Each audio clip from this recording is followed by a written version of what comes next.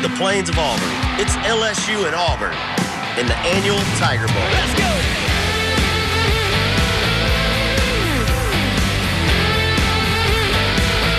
We're just getting warmed up, just getting started, already fired up. Yeah, this party ain't nothing like it round here, going down out here. Get it warmed up and get it started. He's off to the races. Touchdown! You need to Tigers! I brought it. Hands in the air. Auburn! Who set it off? You know that's us. You already know we getting warmed up. We're just getting warmed up. Tigers get to it. Rashard Lawrence. We're just At the corner of the end zone. Touchdown, Auburn. We're just getting warmed up. The Home Depot SEC on CBS. The best game from the best conference. And the Home Depot SEC on CBS brings us to the loveliest village on the plains, Auburn, Alabama. And a key game early in the season in the SEC West. It's the 12th-ranked Tigers of LSU against the 7th-ranked Tigers of Auburn, riding a 13-game home winning streak right here at Jordan-Hare Stadium.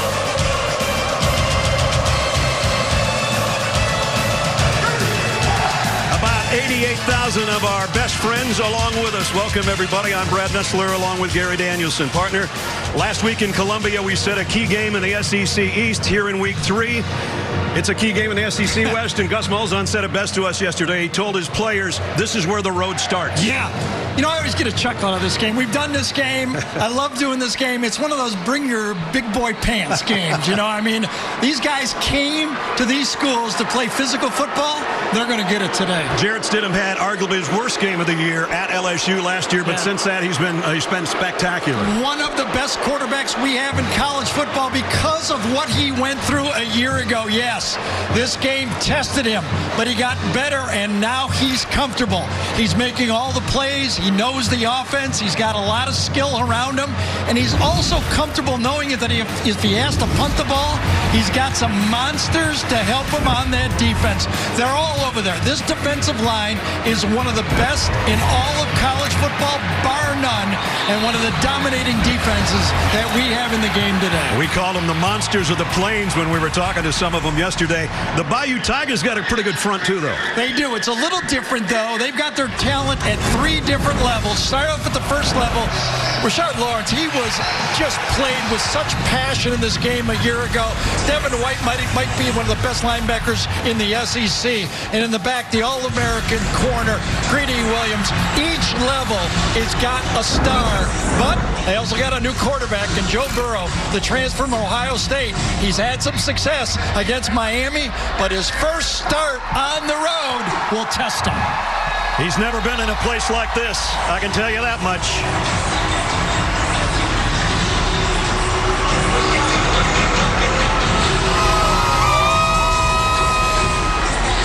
The fans have been ready for this one for about 2 days. Here comes Edge Orgeron and the LSU Tigers, the 12th ranked team in the country.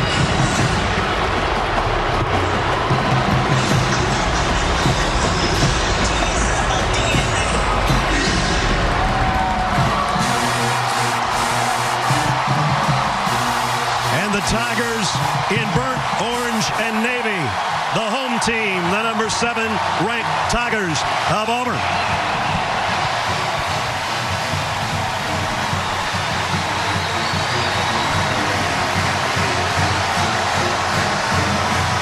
The Tiger Bowl, the 53rd edition, coming up from Auburn next.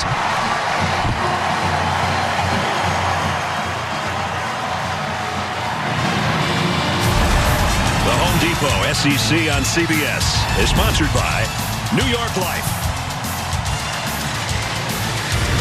Microsoft Surface, Chick-fil-A, and by Indeed.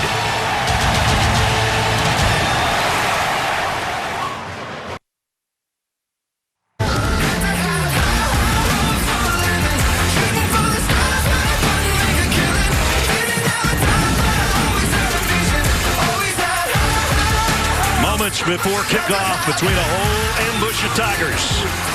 We check in third member of our team, Jamie Erdahl. Jamie? Oh, Brad, this is a prove-yourself kind of game if you're playing the quarterback position, but for very different reasons today. I'll start with Joe Burrow. This is his true introduction to SEC football. It's hot, but it will not be the warmest of welcomes. The headline for Burrow has been whether or not he can prove himself as an elite college quarterback. I talked to him yesterday. He said, sure, I want to prove it to myself, but I want to show the country what I can do. Jarrett Stidham had great wins last year, but LSU was not one of them. One of these two guys will make a bigger name for himself today, Brad. Time will tell which one it is. We'll find out, Jamie. Thanks. LSU won the toss and deferred, so the Auburn Tigers will be receiving. It's another hot one here in the South. LSU leads the all-time series 29-22-1. 16 of the last 18 the home team has taken. That's what kind of atmosphere like we have here today can mean for your football team. The 13-game home winning streak for Auburn started 2 years ago in a win over LSU, 18-13. Avery Atkins has got it teed up. Noah Igbenogany is back deep for Auburn. Biggest game in the conference so far. Here we go. And the Auburn Tigers will start from their own 25-yard line. As we take a look at our Chick-fil-A starting lineups. And it all starts with a guy Gary talked about, Jarrett Stidham. When you talk to the Auburn coaching staff now, one of the questions I had for him was, how much more freedom does he have? And they said, we trust him completely, and he can change a play at any time now. The rest of the group that joins Jarrett Stidham looks like this. Ryan Davis, single-season record in receptions last year. He's kind of the safety valve for Jarrett Stidham. Caught 84 balls a year ago from the 25. This is Sean Shivers, a true freshman. We got a couple before Devin White and Jacob Phillips made the stop. As we look at the LSU Tigers defensively. The guy in the back end, Grant Delpit, they're kind of comparing him to Jamal Adams. And if that's true, that's I'd like a pretty good compliment. Yeah, I'd like that name compared to him. Just watch him tear up my Lions a week ago. Second down and 8. Cam Martin now in the Auburn backfield. Stidham throws on the run, and it's intercepted. Picked off by Grant Delpit. Right on cue. Well, Grant Delpit a year ago was beat early in the game by Will Hastings for a touchdown.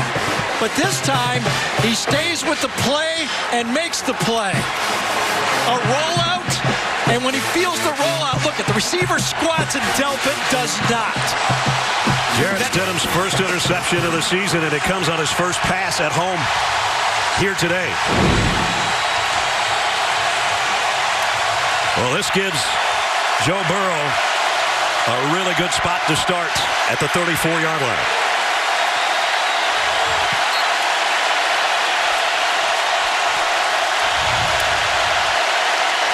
And he's going to throw on first down and completes it out in the flat. Justin Jefferson. Well, if you don't follow LSU and you say, who's their quarterback this year? Gary already talked about him a little bit. Just some background.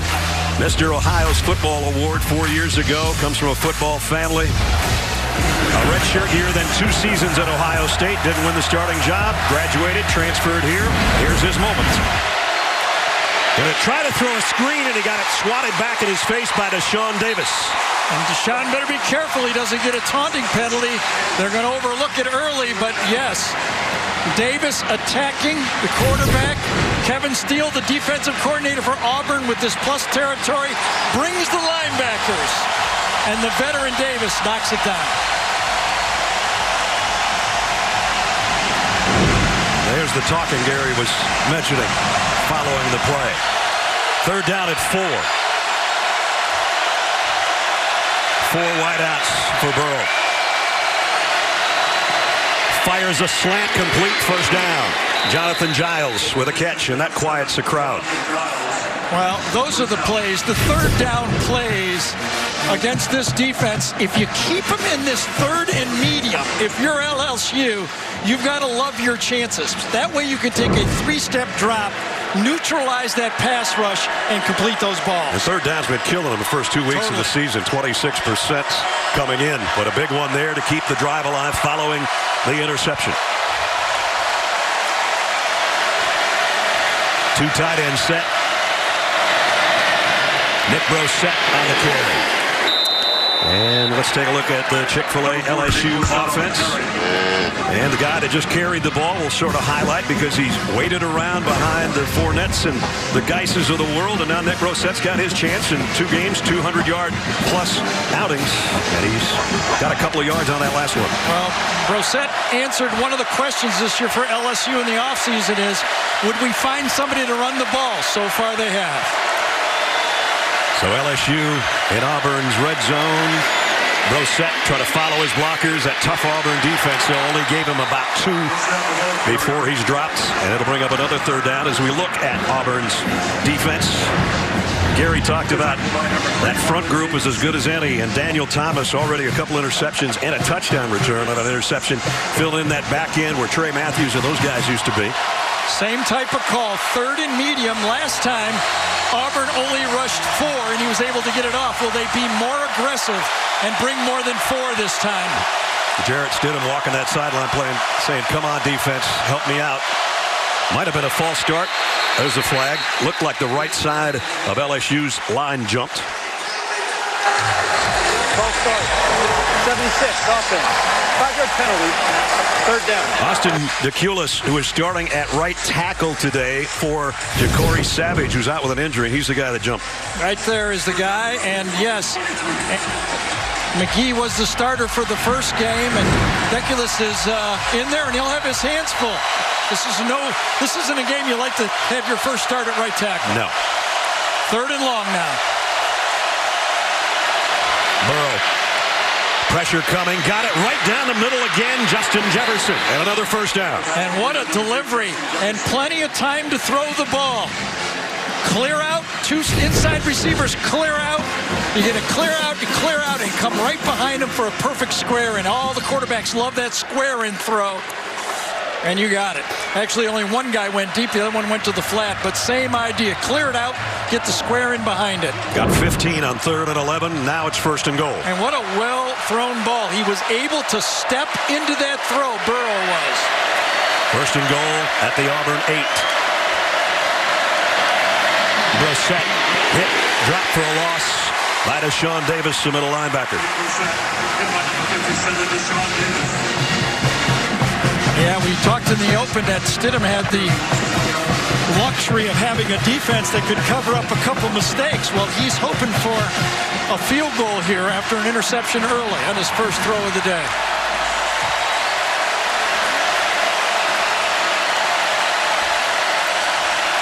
Loss on the play makes it 2nd and goal at the 9. Nobody in the middle.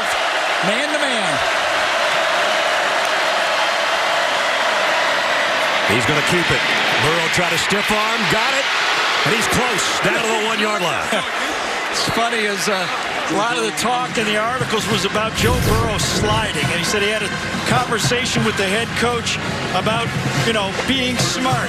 When you're down on the goal line on the road against Auburn, you ain't sliding on a play like He this. said, I'm not a slider, sorry. Well, you got to pick your time at whether you slide, and now on 3rd down, is it a 4-down call or is it a 3-down call on 3rd and goal here? Burrow, they're in the Wildcat. Yes, they are, with Edwards-Helaire to take the direct snap. The number 2 tailback, right side, in. Touchdown, LSU. Just stoned Derek Brown. That was the ability to get the ball off tackle and score the touchdown. Cole Tracy in for the point after. Been a long time since LSU scored a touchdown on their opening drive. They didn't have to go very far, though, obviously. And just a flip of last year's game when the opposite happened. Auburn jumped out 20-0. Extra point is up and good. So after the interception at the 34-yard line by Delpit, they only had to go 9 plays, 34 yards. There's the pick, the first of the season for Stidham. And then Clyde Edwards-Helaire, who had his first career touchdown a week ago, has his second of the season here at Auburn.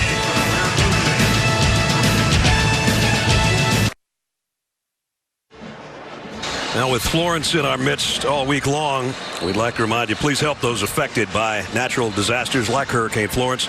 Visit redcross.org for more information. Well, the Auburn Tigers will get the ball for the second time. The first time was a disaster. An interception that led to an LSU touchdown.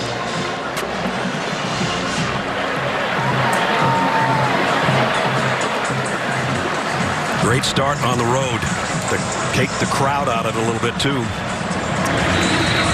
Well, and also build your confidence in Joe Burrow. Boy, I guess. Starting quarterback. I mean, now he's out there, he's comfortable, and his team is going, we got a guy that is not intimidated at all. Out to the 25, Gary. Yeah, that first drive was keyed by 3 third-down conversions, a short one, accurate ball, then 3rd and 11, and Joe Burrow was able to step into that throw and make an accurate throw, and then, of course, the third-down touchdown. If you would ask the Auburn staff, where do they feel they have an advantage, they would think on defense on 3rd down, and that time they got beat. Yep. Very creative play calling, too. Started out with 3 straight passes. They had an RPO. They ran the quarterback, and they went Wildcat. So now Stidham in the shotgun, second series. Throws complete. Ryan Davis, and the ball came out, I think, unless he didn't catch it. And that was Delpit again. They're calling it incomplete.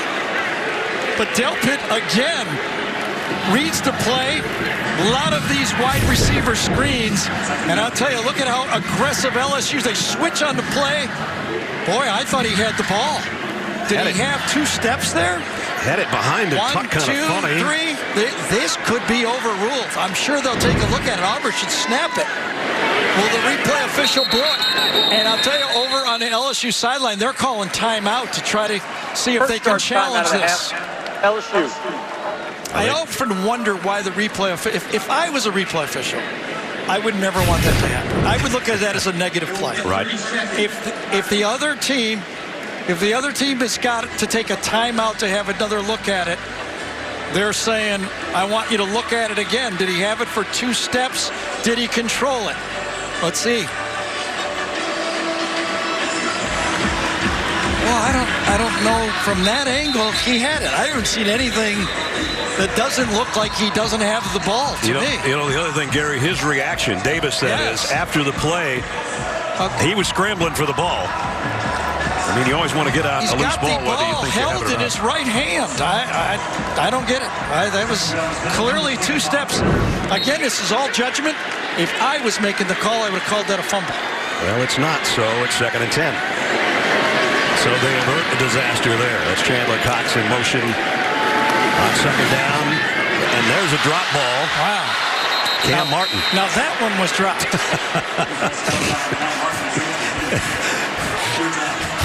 I don't mean to say anything, but I know a drop when I see one. Yeah, that's a drop. Yep. Well, Jarrett Stidham has got to be thinking about, we talked about his worst game a year ago when he was 9 for 26, and look how he started out this game. He's 0 for 3 with an interception. And a fortunate play, because one could have been a call to completion. Well, here's 3rd down and 10. 4 wideouts for Stidham. Ryan Davis again, a little motion to the top. Blitz is coming from Devin White. They pick it up. Stidham down the middle, incomplete. In and out of the hands of Seth Williams. And Greedy Williams and Delpit were back there to make the play. Well, I'll tell you, when you're able to pick up a Devin White blitz and get an opportunity to throw the ball, but Delpit reads it, it's a well-thrown ball. Greedy Williams kind of gets his hands in there and makes the play. I wouldn't call it interference, but he sure bothered the receiver on the play. There's no doubt about that. There's the numbers from last year that we talked about. And not a good start today. Sempis punts. Fair catch called for and taken by Jonathan Giles. So the LSU Tigers with a touchdown lead. They have it back on offense when we return after this.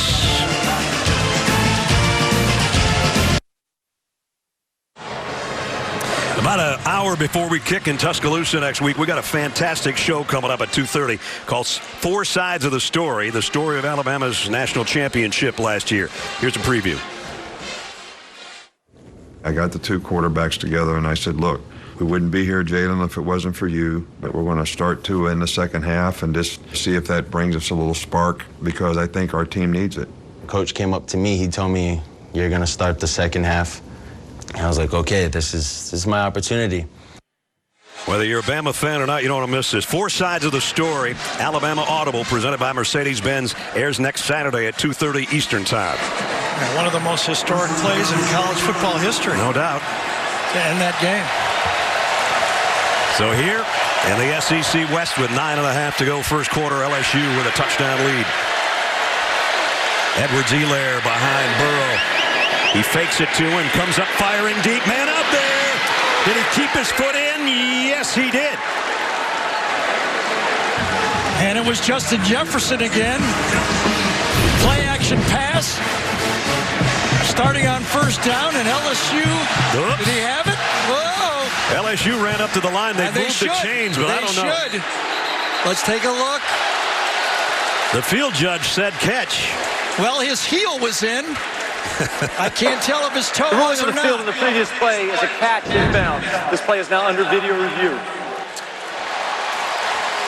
Well, live, but we are a ways away from it. Like a live, mile. yes, live it was. We had it in, but his heel. See if we can just get this bigger and bigger. His toe comes down. His heel comes down. His toe comes down first. It's as big as, I don't see anything to turn that over. Do you? I could not overturn that from there. Their field judge is standing right there looking at it. He's the one that came up and Yes. said catch. If I'm a replay official, I can't see anything yet to turn this over. It was a heck of an effort. Was. And a 31-yard pickup if it stands. And for LSU fans, that's a very familiar name. That Jefferson, of course, his brother Jordan played quarterback. Ricky, a defensive back.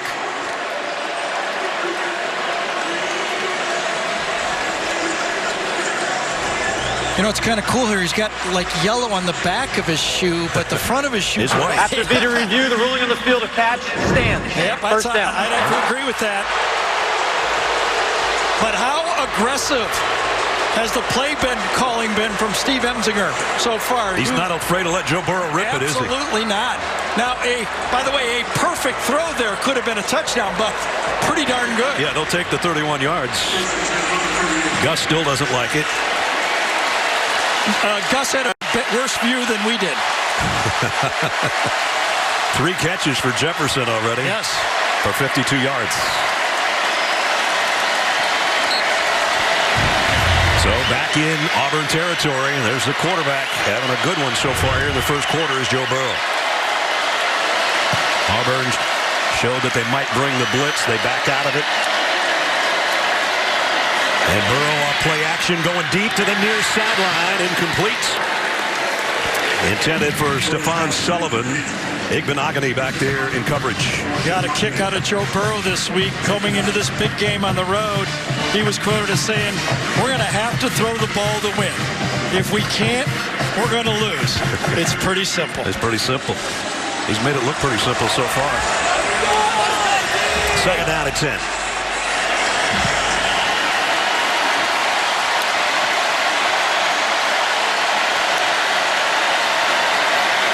And he's still firing. Almost overshot Edwards-Helaire, but he made the one-handed catch and a first down. And a flag down. And might be coming back.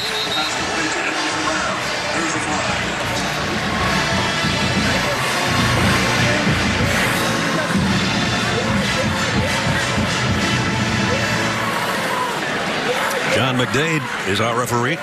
Personal foul. Illegal block below the waist, more than 5 yards downfield. 68 offense. 10-yard penalty from the spot of the foul. Second down. Damian Lewis with the illegal block will negate the first down. And that has really been an emphasis in rule change this year. When the ball leaves the tackle blocks, you cannot throw anymore. left side of your screen, throwing downfield. Yes, great call. Yep. That's exactly what they don't want. Take them on high, run right through them. You don't need to do that, and that's a safety issue that has been a strong emphasis in the offseason. Of course, Damian Lewis is in for Ed Ingram, the projected starter at right guard, and LSU does not know when he will be back. He's suspended. Second down and 18 after the penalty. Burrow, this time he's flushed a little bit. Throws incomplete. Intended for Derek Dillon. Well, the quarterback carousel entering training camp. LSU had 4 guys. And all of a sudden it got a little easier for Ed Orgeron to make a choice. Lowell Narcisse announced a transfer. That Justin McMillan said he's leaving. And then Joe Burrow named starting quarterback ahead of Miles Brennan. Made the job a lot easier to pick a quarterback when you're down to 2 choices. Well, if Auburn doesn't get a stop here, everybody's going to start looking at each other in this stadium because they take their pride on third down, especially this long. 3rd and 18. Burrow lofts it high and incomplete. Intended for Jonathan Giles, and they do get the stop, that being the Auburn defense. Javaris Davis was in coverage. Really like the call. You know, this is something that Auburn gave up a few of these deep throws against Washington in their first game. You throw it deep. If something bad happens, it's almost like a punt. If you get it in 50-50 ball, you can make a first down. It's a low-risk throw to the outside. So even though they had the big pass play to Jefferson and got down to the 28-yard line, the penalty took everything away from them, and now they'll have to kick. Josh Grodin to punt as you look behind him. And Ryan Davis back waiting on the other end over end punt. Davis going to clear out of the way, and it made it to the end zone. Delpit was almost there. The punter is hoping that would have bounced backwards, but it didn't. So the slow start for the Auburn Tigers. They got another opportunity here. There's another flag on the play, however.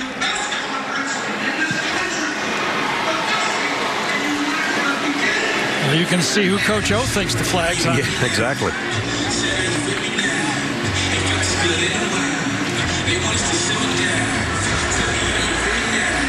He thinks it's on Racey McMahon. Personal foul.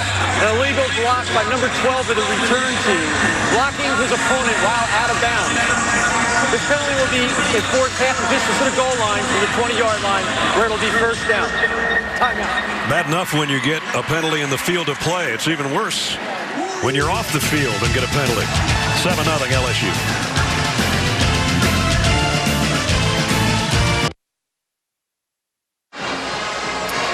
Stream CBS Sports HQ, the all-new 24/7 sports news network featuring live news, highlights, expert analysis.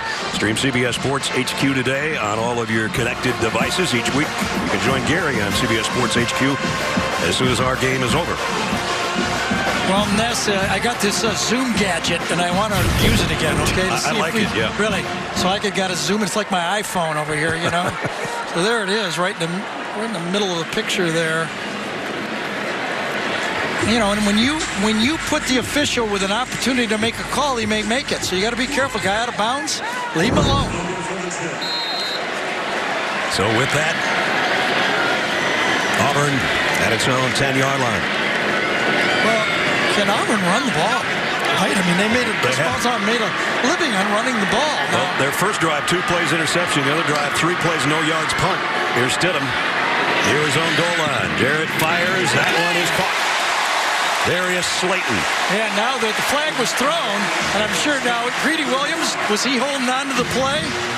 Because Darius Slayton, and what's different about Auburn's team this year is their returning talent is at receiver and quarterback. Yeah. They don't have as much talent in the offensive line. On the tackling player of the defense, 15-yard penalty from the end of the run, automatic first down. Really can't throw a back shoulder throw any better than this. Garrett had a wonderful ability to step under the throw. No one at his legs. Slayton, you can see he grabs it before he catches. How about Darius Slayton reacting to that? That's serious concentration. Totally.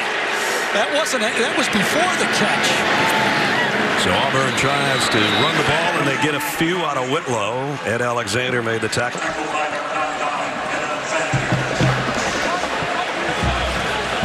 So at least Auburn's going in the right direction so far on this drive.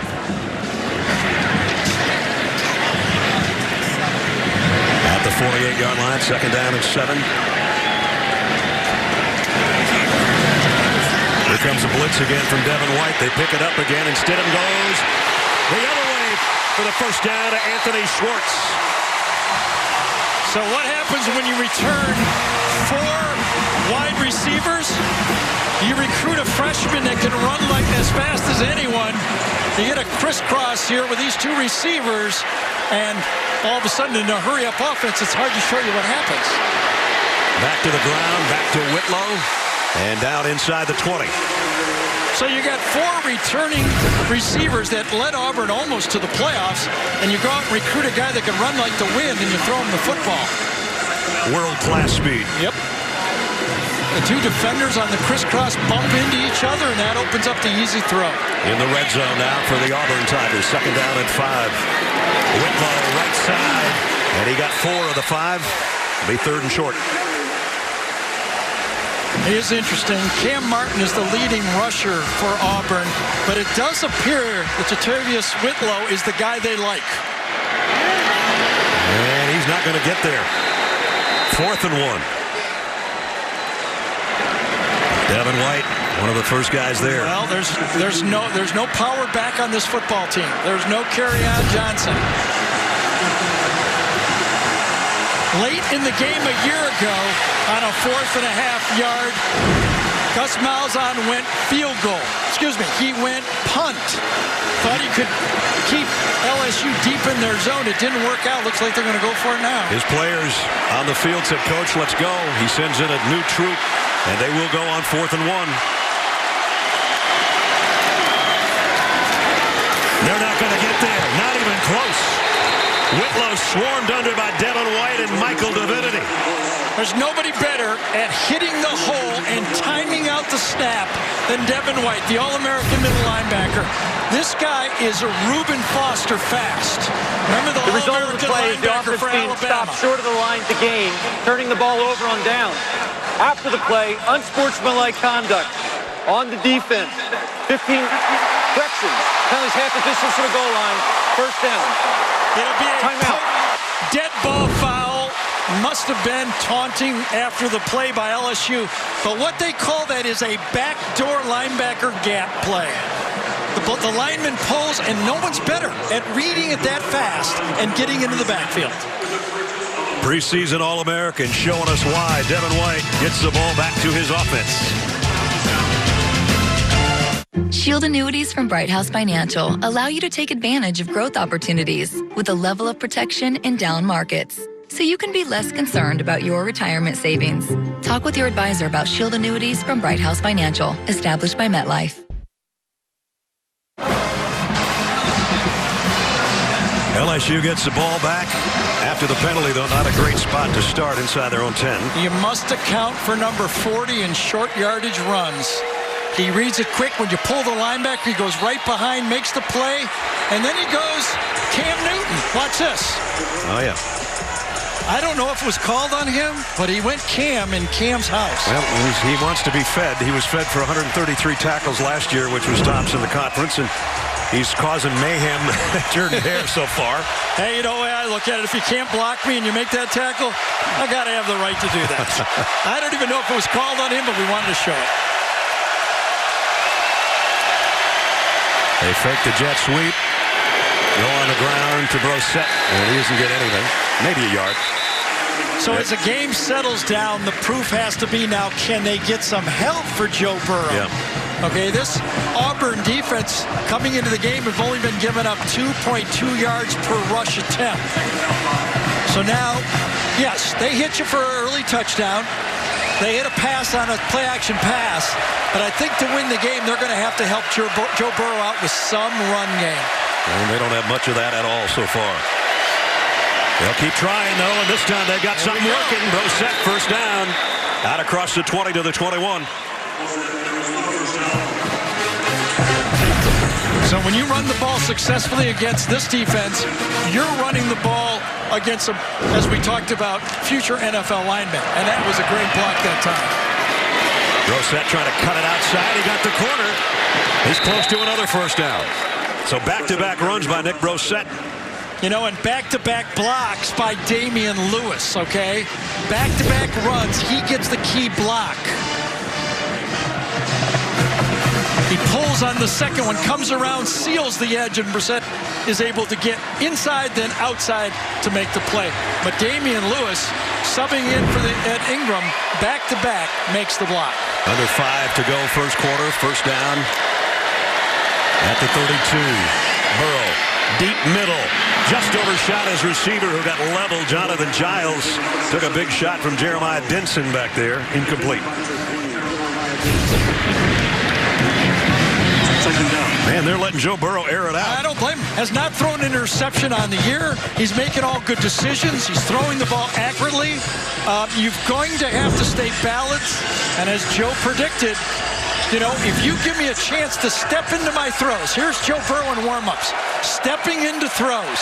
So far in this game, he's been able to step into every throw. Their pass rush has not thrown him into that back foot throw. On second down, this time it's swarmed under Edwards-Helaire. Nick Coe, the first guy there from that monster defensive front of Auburn's. Yeah, well, Nick Coe is playing the Jeff Holland position in this defense. The other three return, and Nick Coe comes in. You stun the blocker, you get off the block, and you make the tackle. By the way, Nick Coe, 6'5", 280. Even his own defensive lineman buddies say he's a freak.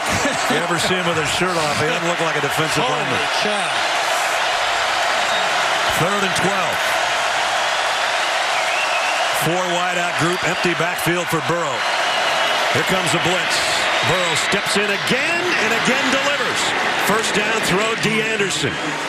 Well, Jamel Dean, number 12, allowed the receiver to get inside that time. And another easy throw, this time to D. Anderson. 13-yard gain on 3rd and 12.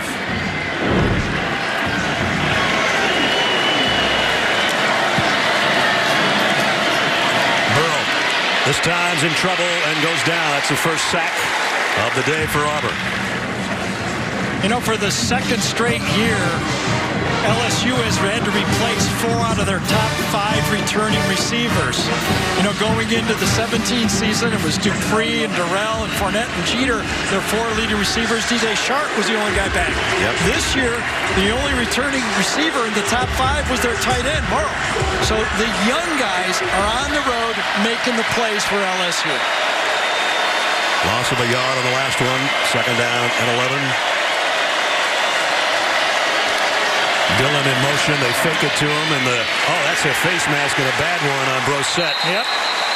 Dontavius Russell got his hand in there, and it'll be a first down for LSU. And there's not much you can do about this if you're a football player. You're fighting Personal off foul, blocks. grasping the face mask. Number 95 of the defense. 15-yard penalty being forced from the previous spot. Automatic first down. Remember, he's fighting through blocks. That time, Shadiq Charles is trying to get him from, you know, blocking him, the cutoff block, and you're reaching out with one hand and you're trying to make a play, and it just happens sometimes. And because it happened, it's first down in Auburn territory. At the 43-yard line. If you're just joining us, an interception on the first throw today by Jarrett Stidham. By Grant Delpit led to an LSU touchdown. That's where we are right now, 7-0. Brissett fights through a couple of would-be tacklers. Montavious Atkinson made the tackle. Yeah, I'm always afraid that Dontavius and Montavious will make the same tackle on the play. And this time Montavious limping a little bit after making the stop. And then Ikonagami is going to pick it up and run fumble, and I'm just going to say... You've been working on Noah's name all week. Yeah, and you know what I'm going to say? The Tigers made a good play. There you go. So safely. Eventually today, the Tigers are going to win, too.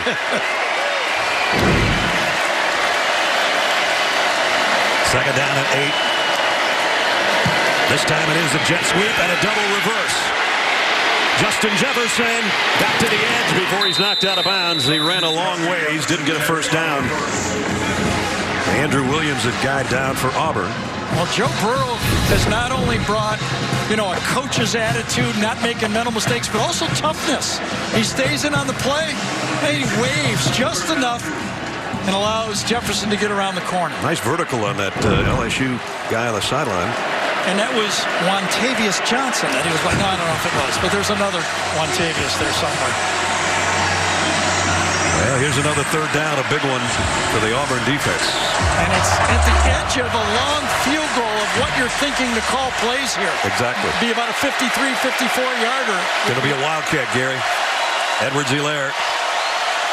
He scored a touchdown on this. Whoops. This time it's not going to work. You gotta love the way LSU is keeping it wide open. 76. Offense. 5-yard penalty. Third down. Deculus, I think that's his second penalty. Yep, that's him right there.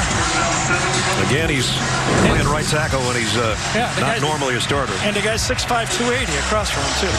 And he's supposed to cut him off, meaning when Coe goes in, you're supposed to drive your head across there, and that's not easy. He wants a head start. Exactly. Well, this changes things. And now it's back in the quarterback's hands, and let's see if that offensive line allows him to step into another throw. They're down and 7. He's going to run it behind his tailback. He doesn't get it, but now it's 4th down and short again, 4th and 2. Cole Tracy already this year has field goals of 50 and 54 yards. And he's going to get another try. Be 52 here. Right in that area, yep. Maybe 53. He had a 50-yarder last week, a 50 and a 54. Earlier in the season, this is, as Gary said, a 53-yard attempt. Kick on the way, and he pushed it to the right. No good. That'll give Auburn a little life now.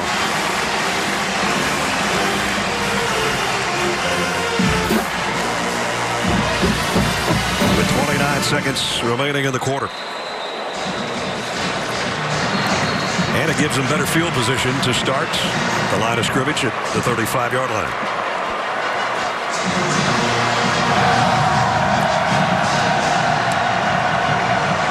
Well, Gus Malzahn, I'm going to say again, has built this program on running the ball downhill first. Obviously, so far in this game, he's not been able to establish that running game. Not at all. Chandler Cox in motion. There's a quick throw, wide out screen, complete. Eli Stove is coming back from a knee injury in spring. Makes the catch. They're trying to hurry up. Monday, September 24th on CBS. One name says it all. Magnum PI. Don't miss series premiere Monday, September 24th on CBS. And this should end the quarter on the carry out to the 45-yard line. Vitarius Whitlow. And 2 seconds remain. Now they start the clock, and that'll bring the quarter to a close. Pretty much owned by the LSU Tigers on the Auburn Tigers home field. 7-0 into the first. We'll return to Auburn after this message and a word from your local station.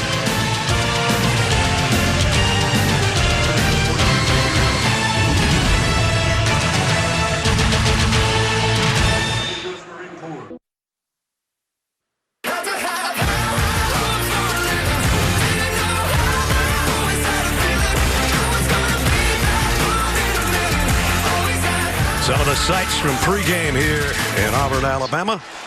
As the second quarter begins, Auburn trying to get something going offensively, and they do actually with that run. But the first quarter, as we welcome you back, Brad Nessler, Gary Danielson belong to LSU. Joe Burrow was a question mark. Could he handle the big scene? I can just see the LSU fan. He calls up his buddy. You watching the game? No, I'm at work. You got it. We threw 11 passes in the first. No, you're lying, man. You're 11 passes in the first quarter. And he threw some pretty good ones, that's for sure. Been doing a lot of LSU. Burt Jones, the last guy, threw 11 passes in the first quarter. Right? He's the end around, and that gains nothing. You're lying, man. That's all I'm saying. Can't be. Can't be. Anthony Schwartz end around didn't net Auburn anything. That brings up a third down.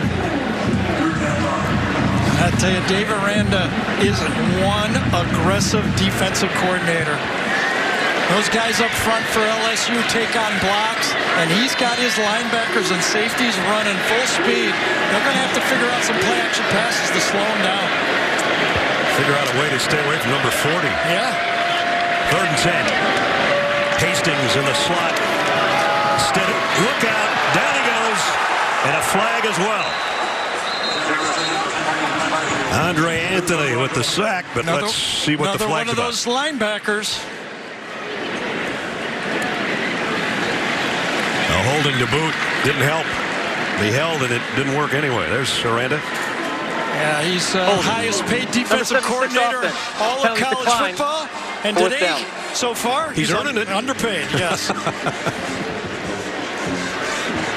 So Auburn went the wrong way after a couple of positive plays, and now they're forced to punt. Interesting. I talked on the phone to Dave about the game, and he says, I put in 100 hours of work getting ready for this game, but I'll learn as much in the first 15 plays of the game as I'll all week watching, trying to understand exactly how they're going to attack us and be ready to adjust. Aaron Sipas to punts. End over end. Jonathan Giles calls a fair catch and has to back all the way up to the 10. Good punt. And a fair catch at the 10-yard line.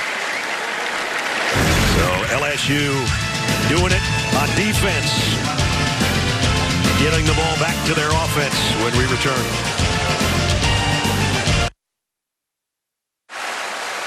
Tuesday, September 25th on CBS. From Dick Wolf, executive producer of Law & Order, comes a new drama, FBI. Premieres Tuesday, September 25th on CBS. Let's check in with Jamie. Well, Brad, in this Auburn secondary, keep an eye on cornerback Jamel Dean. He has a cast on that right hand. It's a lot less than it was in those first 2 weeks. He had a pretty significant hand injury coming into this one. In that last defensive series, he pretty much had no use of that right hand. Something to keep an eye on if Joe Burrow keeps airing this ball out. Yeah, good call. Yeah, he did get beat inside on that one play. Kevin Steele was talking to us yesterday, defensive coordinator, and said, hey, against Washington, he had a cast that went all the way up to his wrist almost. Kind of hard to play corner that way. That doesn't help your press coverage. Burrow throws it behind Leonard Fournette. Yeah, and Marlon Davidson, number 3 that time, read it and almost got his paw on it. That's one of those dangerous ones when you're being very aggressive down there and you throw that another foot lower, he gets batted up in a disaster. Marlon's a little guy on the defensive front for Auburn, 6'3", 278.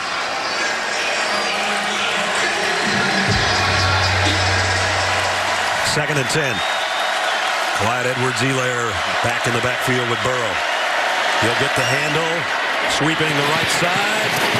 Not the biggest guy, but he puts his head in there, man. You know, one of the things I thought about going into this game is could the offensive line for LSU not be dominated? They're doing a darn good job here. This run play, it was hat on hat. That's creating what you can against this defense to get a positive play like that. That's big-time blocking. On 3rd and 1, he'll get the call again, weaving his way for the first down, and the little guy fighting with Davis, and finally brought down. Well, they used to have a guy, Leonard Fournette, that used to pile in on these short yardage plays.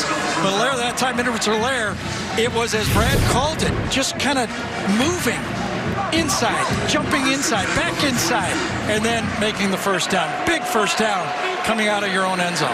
Little jump cuts and got the first down. And back and forth. Again, no penetration from that defensive line for Auburn.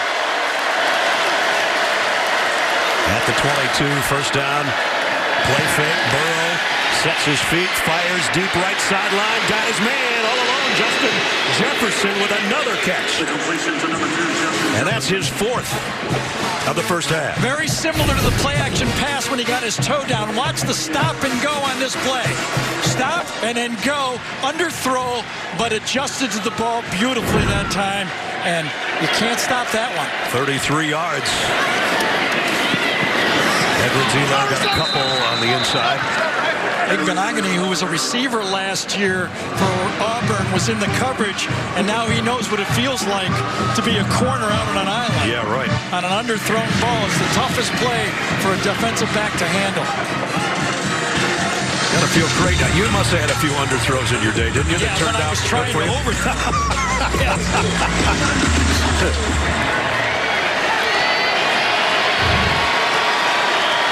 Second and 9 from the 44. Brissett back in there and a first down run. Well, coming into this game, Nick Brissett had 262 of the 340 rushing yards for LSU, and he's been the surprise of the camp. Talked to Steve Emsinger about him. He says, listen, we did not know what we were going to do at running back. We assumed that we would just rotate 4 guys, but Nick came in ready. He sat around for 3 years for this year, and he came into camp this year and proved he deserved the ball. 306 yards in his whole career, and he's closing in on that in 3 weeks right now.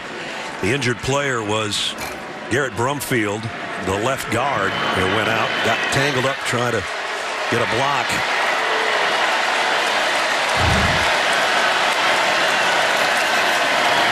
Play fake, Burrow going deep on the left sideline, broken up. And a flag flies in late. Derek Dillon, the intended receiver, and Javaris Davis will have the pass interference. Now you're going to wonder which way this goes. Will it be defense or offense? Pass interference. Number 14, defense. 15-yard penalty. Automatic first down. Well, it's not number 14. It's number 13. It is. Javaris Davis gets called. Does he have a grab on the jersey? Looked that's like what it is. Yep. He had his left hand underneath the jersey that time, and that's what the official saw. It was right. Actually, they both had a hand on each other's jersey. You can only throw one flag, though. You got to make up your mind. So back in the red zone for LSU. Man, after that first down pass by LSU, you were wondering, oh boy, they're going to have to punt here. Good field position. Now look where they got the football. Do they keep it open here? Wide open. Chris Curry, true freshman's in the backfield now with Burrow. He gets the carry, and he got about a yard. Derek Brown, one of the first guys there.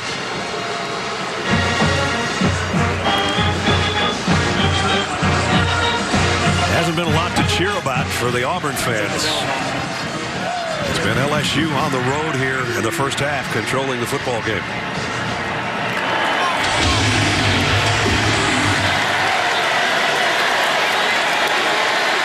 Second and 8 from the 18. Well set. Straight up the middle. At about 4 to bring up third down. Well, the veteran linebacker that time, Deshaun Davis, is the guy that read that play and got it into third down. So now the question is, we built this defensive line up to be as good as anybody in college football. When will they make a play? You know, I talked about all week that if the LSU offensive line could just get a stalemate, the LSU coaching staff would take that. Yeah, they're getting it. They're winning. They're winning right now. Yep. Going to have to take the timeout. They do not have the right group in or the right play on as the clock goes down.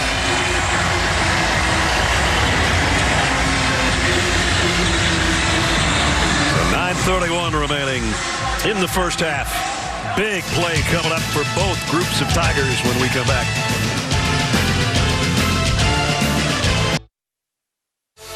Adam Zucker in New York with this Ford update. Another matchup of top 25 teams going on right now. Oklahoma State capitalizing on a blocked punt.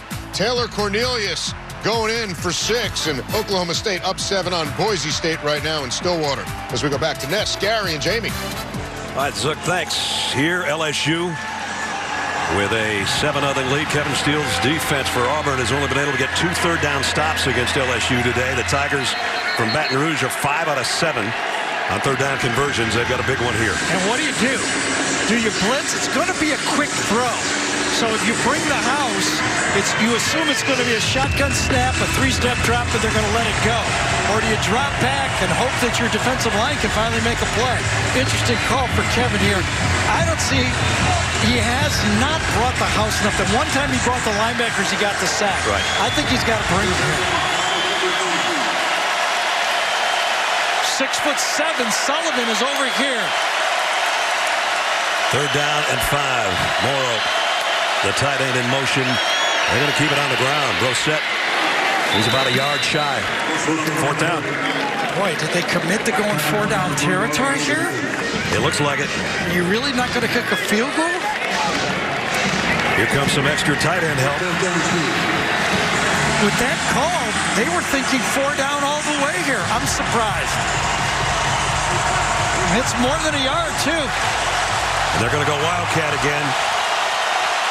Edwards-Helaire 4th and 1. Whoop. Movement. Let's see who jumped first. Yeah. It's a false start. Now the field goal team's going to come on. False start. 68. Offense. 5-yard penalty. 4th down. That might be one of the better penalties LSU's had. Makes the decision easy. Sure does. Just a rock. That's enough. Damian Lewis, who's had some great blocks in this football game so far, just was a little bit eager. Cole Tracy missed one earlier, but it was about 20 yards deeper than this one.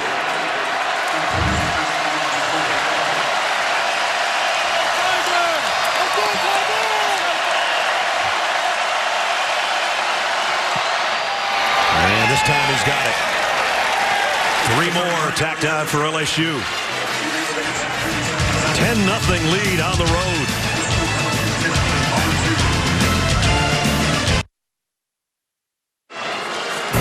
And now, new Project Smarter presented by Home Depot. Here. Well, you know what's smart is recruit good players.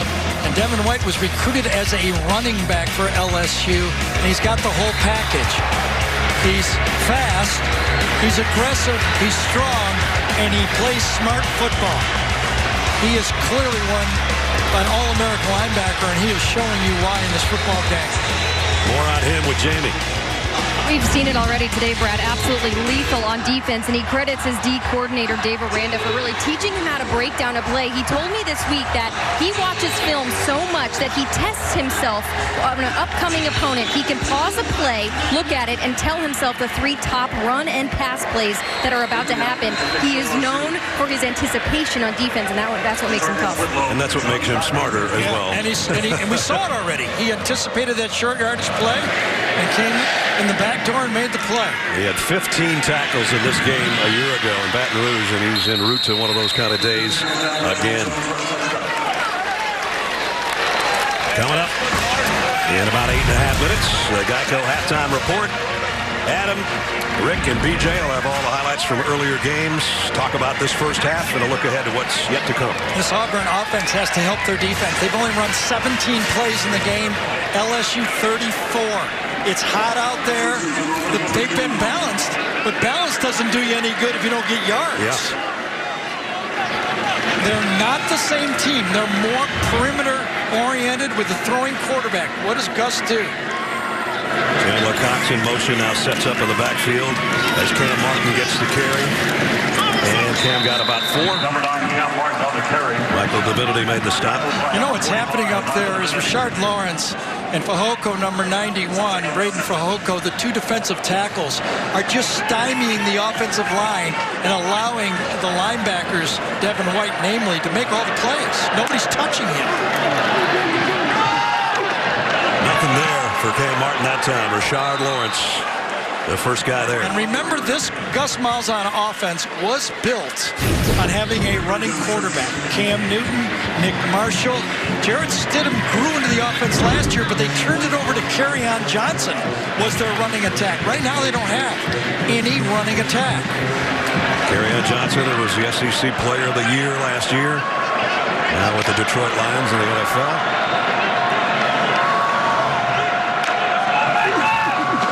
Stidham looking left, goes that way, complete. Nice throw and catch. Got it to Darius Slayton. And again, the talent on this year's version of Auburn is in the perimeter. It's a different looking team. They've got all different kinds of receivers too. Yeah. Every one of them does something a little bit different.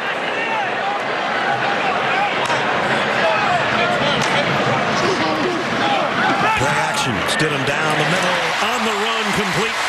Seth Williams, the freshman. Well, that was a big tackle by Delpit that time, because if he doesn't, it was very close to Williams taking that thing all the way. Just gets him by the shoe tops or it's a touchdown. So Auburn in LSU territory. Stidham comes up firing again, going deep. Got a man and just overshot Ryan Davis. So again, talking to the staff for Auburn, they believe their quarterback has to at least be 90% accurate with his throws. Doesn't mean they're all going to be completed. They mean accurate. That's one of them they're going to put in the wrong column. For some reason, late in that route, Ryan Davis just did a little stutter step and almost pulled up. I don't know if he didn't see it or if his hamstring or something, right? I don't know. You see it's a hot one on the field at Jordan Hare, over 100 degrees. Second down and 10 from the LSU 43. Whitlow, good run. Takes some LSU Tigers with him, including Fehoko and Devin White.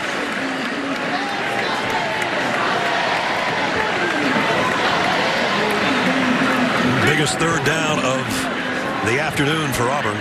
Third down and 2. Yeah,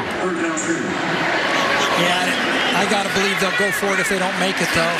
They make the call if I'm offensive coordinator. I think about 2 calls if I need them. They keep it on the ground, and Whitlow bangs his way inside the 30. First down, Auburn. And they get right up to the line. We've been talking, when would that Auburn offensive line show up? They showed up on that one. Easy first down. Play action, quick throw. Chandler Cox with a blocker in front of him, and he's got another first down. Inside the 20. That time, fastball football got LSU. They were not ready when this ball was snapped. Look at that. Everybody's turning around. Nobody's lined up, and you get an easy big play because of going fast. Back to the ground to Whitlow. Diving his way. Ball came out, but he was down. He's lucky. His mom would be running right down there right now. Time to do push-ups. His mom, Pamela, does not allow her son to fumble. And he's down right there.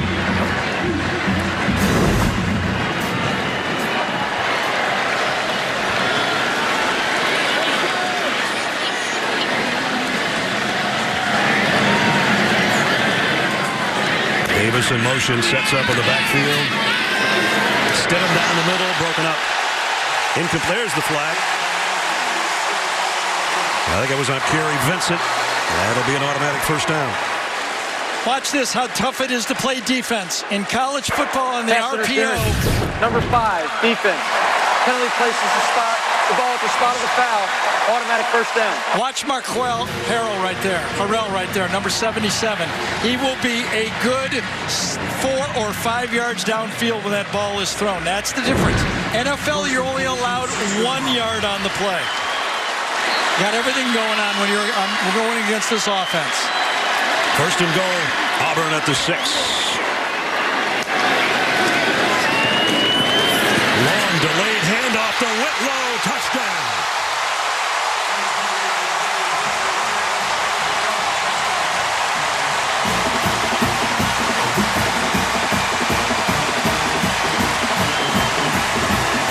That was a long wait for Stidham to finally give it to 28, and he made it count. Well, Harrell that time gets the block again, number 77. He takes Rashard Lawrence one way and then comes back the other way and cleans it up. Now they'll put the big shift on. Come back over center. Anders Carlson will attempt the point after.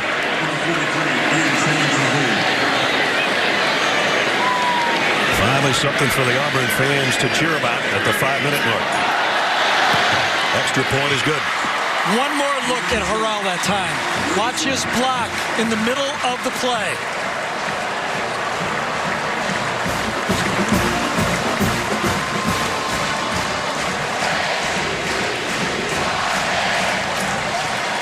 Flag down, so we'll see what that's about.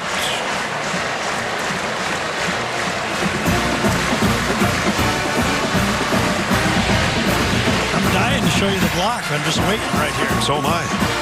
I'm waiting on John McDade. Offside on the receivers. Penalties decline. Point after touchdown is good. Timeout. All of that for that. Watch again the key block on the play right here, okay? Watch the action. Great offensive line play. Take your guy one way. He wants to go the other way. You take him the other way. Wonderful job inside. A patient run. The end of a touchdown drive of 75 yards. It's 10-7. Adam Zucker in New York. Coming up on the Geico Halftime Report, Rick, BJ, and I get you caught up on today's action, including the Scott Frost era. Not off to a great start at Nebraska. Troy's Will Sunderland with the pick. Nebraska 0-2 for the first time since 1957 as we go back to Auburn.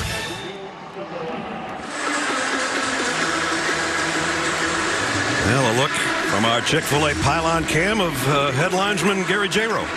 Yes. It's not a flattering shot, but interesting. So Auburn went 10 plays in 3.5 minutes, 75 yards covered, and Whitlow's 7-yard touchdown has made it a field goal game. Anders Carlson to kick, and he blasts this one into the crowd.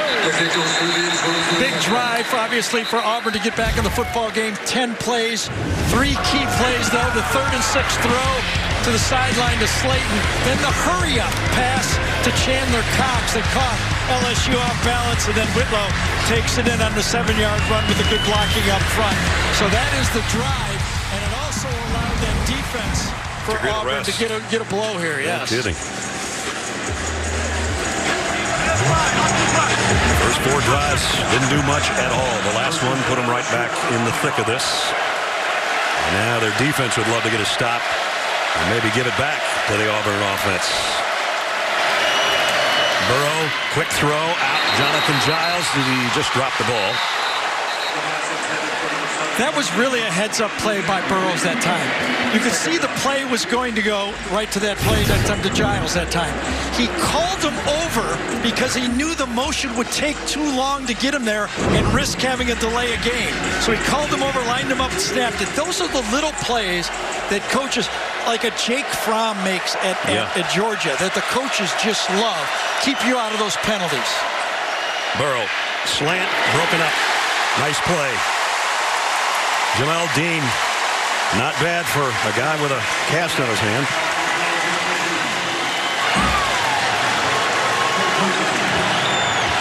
And that's 3rd and 10. As I said, they'd love to give it back to their offense. That's a nice play when you only got about 3 fingers at work over there. Yeah, and all week I've been telling the guys on our crew that this front 4 for Auburn is as good as anybody. So far, they have not made a play. This is their time to do it. 3rd and 10. Burrow flushed. There's the play. It was the linebacker, but the front 4 flushed it into Deshaun Davis. And it's time to punt. Exactly what you want. One guy comes around. It was Big Cat Bryant, number 1, that flushes Burrow into the pocket. Watch Big Cat come around, make the play. I don't know if he's the right side or the left side. Let it go first. He's on the left, top of your screen. He flushes him inside, and then it's cleaned up by the spy linebacker. A great pass rush that time.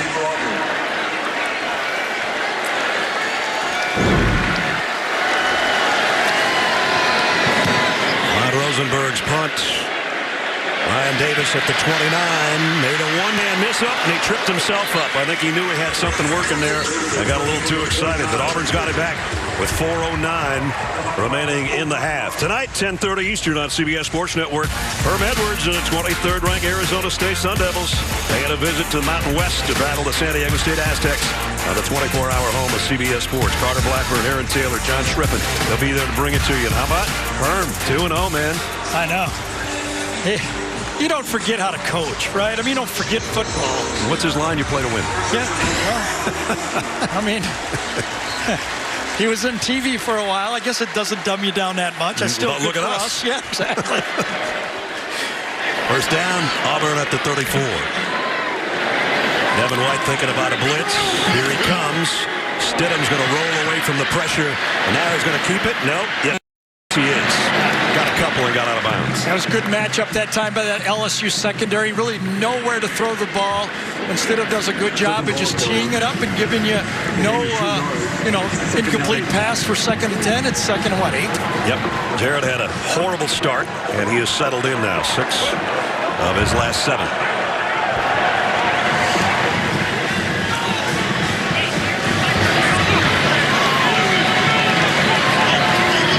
Second down and 8. The quick slant In out of the hands of Ryan Davis. He hasn't dropped many. No, he says that's on me. And that was another one of those plays where the quarterback has the option and he delivers it. That's a good enough ball to catch. It's not an easy catch because it's coming fast and right at you. Real fast. Those short passes on a hard ball, you really have to be able to handle, but Ryan Davis has handled so many of them, you just expect him to grab it. He's handled 119 coming into today.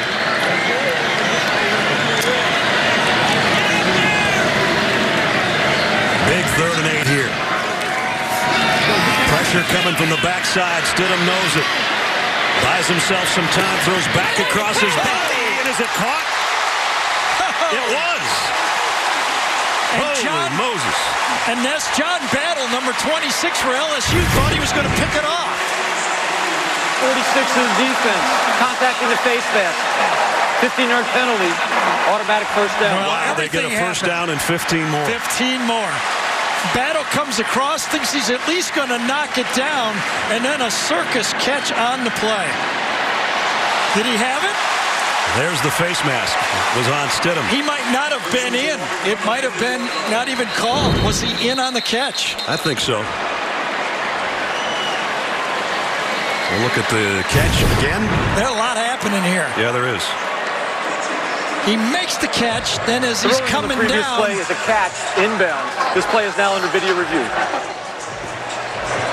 I don't know what you can see there to take that one away. No, and the only thing that it could have come out late, but I think he was down, and they're going to call it a catch. By that time, he was 5 yards into the Auburn sideline. What a catch. Fingertip.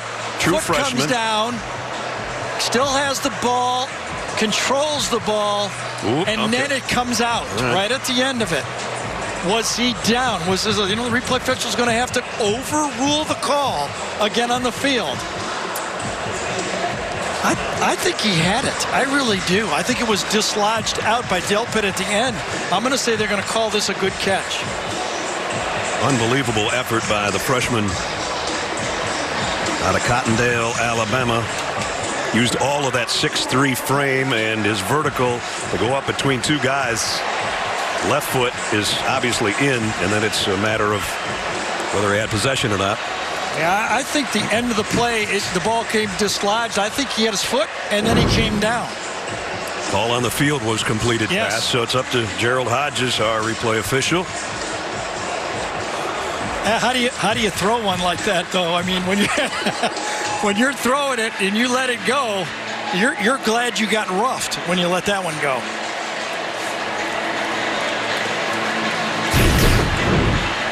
Nobody open. Has to go out wide. Keep in mind. After video review, it is an incomplete pass. But it's still a first down. The foul for roughing the passer, 15 yards, will be enforced from their previous spot, which is the 36-yard line. Automatic first down. So they take away the catch, but the penalty on the face mask gives them the first down. So no roughing the passer here. It would have been LSU ball. Catches him just under the face mask and gets the fifth roughing the passer call. You got your hands up. You try to bring him down. He didn't bring him down low enough. So not quite as much yardage as they would have had, obviously, but still a first down. And it's so big because LSU would have got the ball back. And remember, they get the ball to start the second half. They could have done the double. Get the ball at the end of the half and the beginning of the second half. At the LSU 49, Stidham has a look over to the sideline.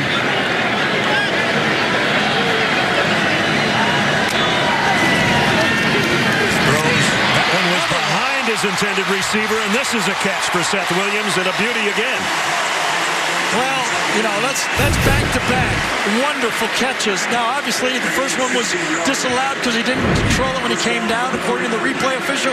But that was a beauty because that was not an accurate throw. Stidham loads, fires near the end zone. Incomplete. Intended for Darius Slayton, who got one hand on it. Yeah, good coverage that time. Christian Fulton back there. Go deep. Fulton's perfect coverage. Slayton does a good job. If he can't get it, nobody gets it. Knock it down. So second down at 10.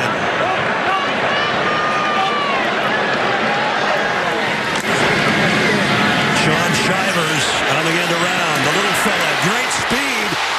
Down the sideline. What a run.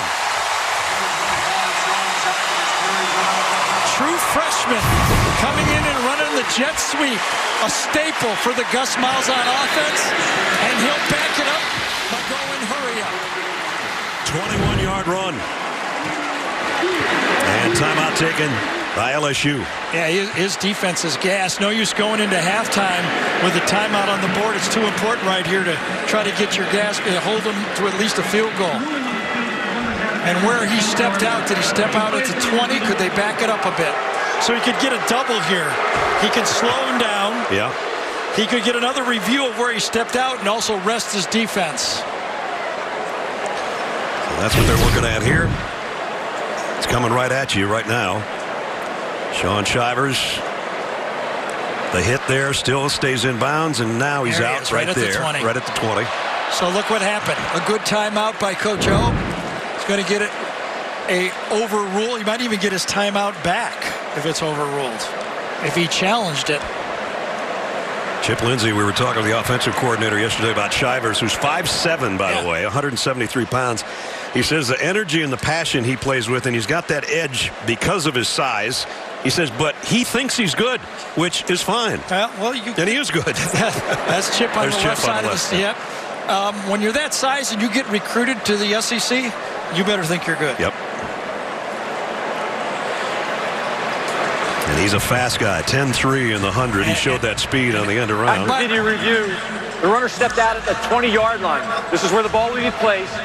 The 20-yard line is past the line to gain, where it'll be first down. But the game clock operator, please put 2:57 on the game clock.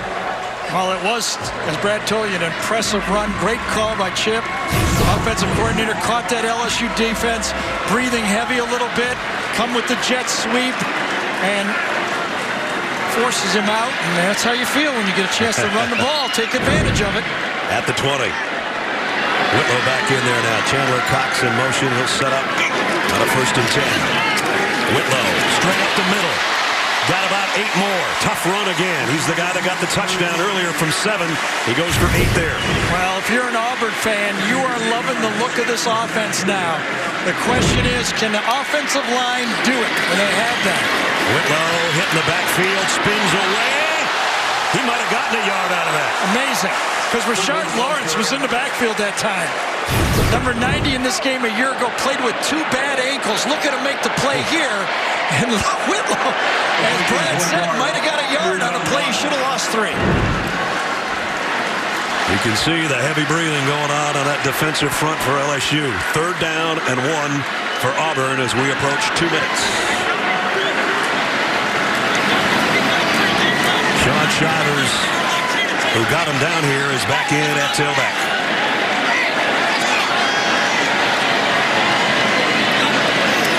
They faked the toss to him. Stidham, play action, got it.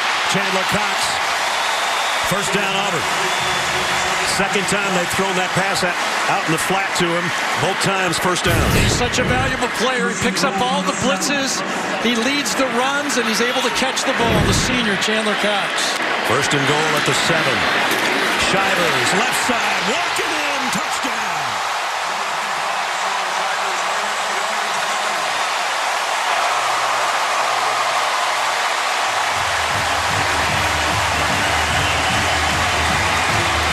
Well, Shivers gets the score, but Harrell, number 77, gets the key block again for Auburn.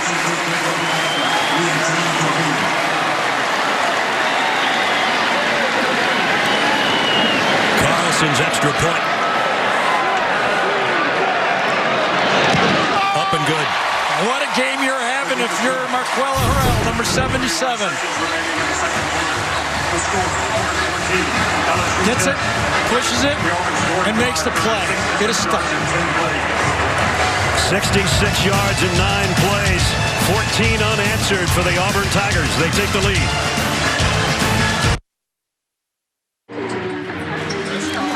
Second touchdown of the season for Sean Shivers has given Auburn the lead. 14-10. 1:31 remaining in the half at Jordan-Hare.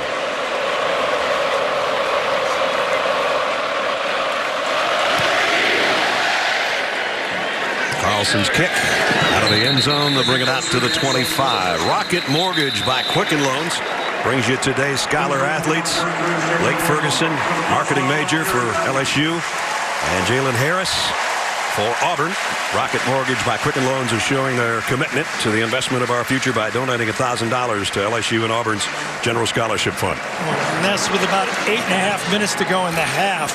There was a play differential of 34-17 favoring LSU. But look, in the last 7 minutes, what's happened? It's evened up the game. 2 touchdowns, allowed this defense to rest. A complete change in the flow of the game. Let's see how LSU plays this now. They're going to keep it on the ground. Edwards-Helaire still going, maybe 4 yards on the pickup. Sherwood and Davis made the stop. LSU's good, should play safe. Auburn's got all 3 timeouts. You got to be careful to get out of the half now. No big mistake at the end of the half. LSU just 1 timeout remaining. And they got theirs back because they won that challenge. Under a minute now. Let's see if they let Joe Burrow throw here.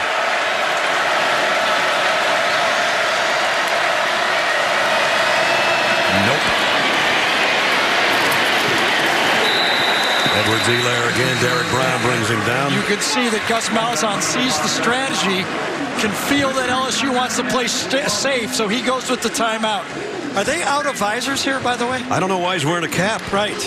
I mean, he's always worn a visor. I've always seen him in a visor. It's a cap today.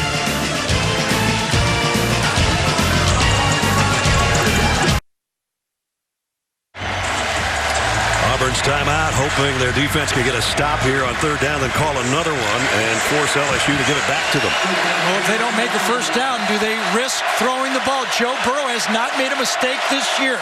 Do you trust him in this situation? There's the throw, incomplete. Clock stops. It's 4th down. So either way, the clock was going to stop. They said, if we're going to do it, we're going to try to throw the ball. They did not believe they could run it for a 1st down. But the good part here for Auburn is they don't have to waste another timeout on the incompletion, so they still got 2 to work with. Exactly. Can throw the ball anywhere. Can actually throw it short of a 1st down now and not have to throw it past the 1st down marker each time. Zach Von Rosenberg set to punt. Ryan Davis waits back around the 25-yard line.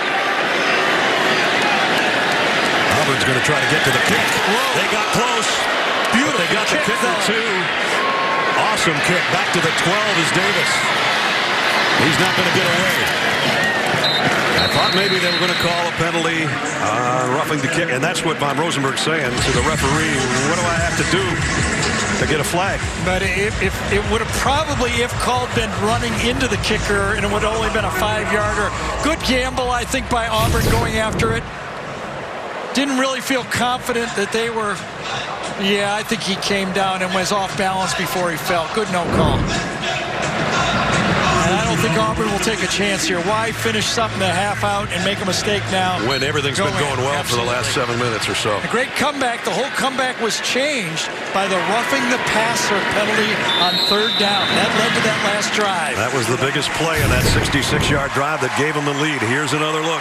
Hey, Andre Anthony, number 46, shoves the quarterback. Easy call, and it led to the touchdown. The off-tackle run. And the final drive to make it 14-10.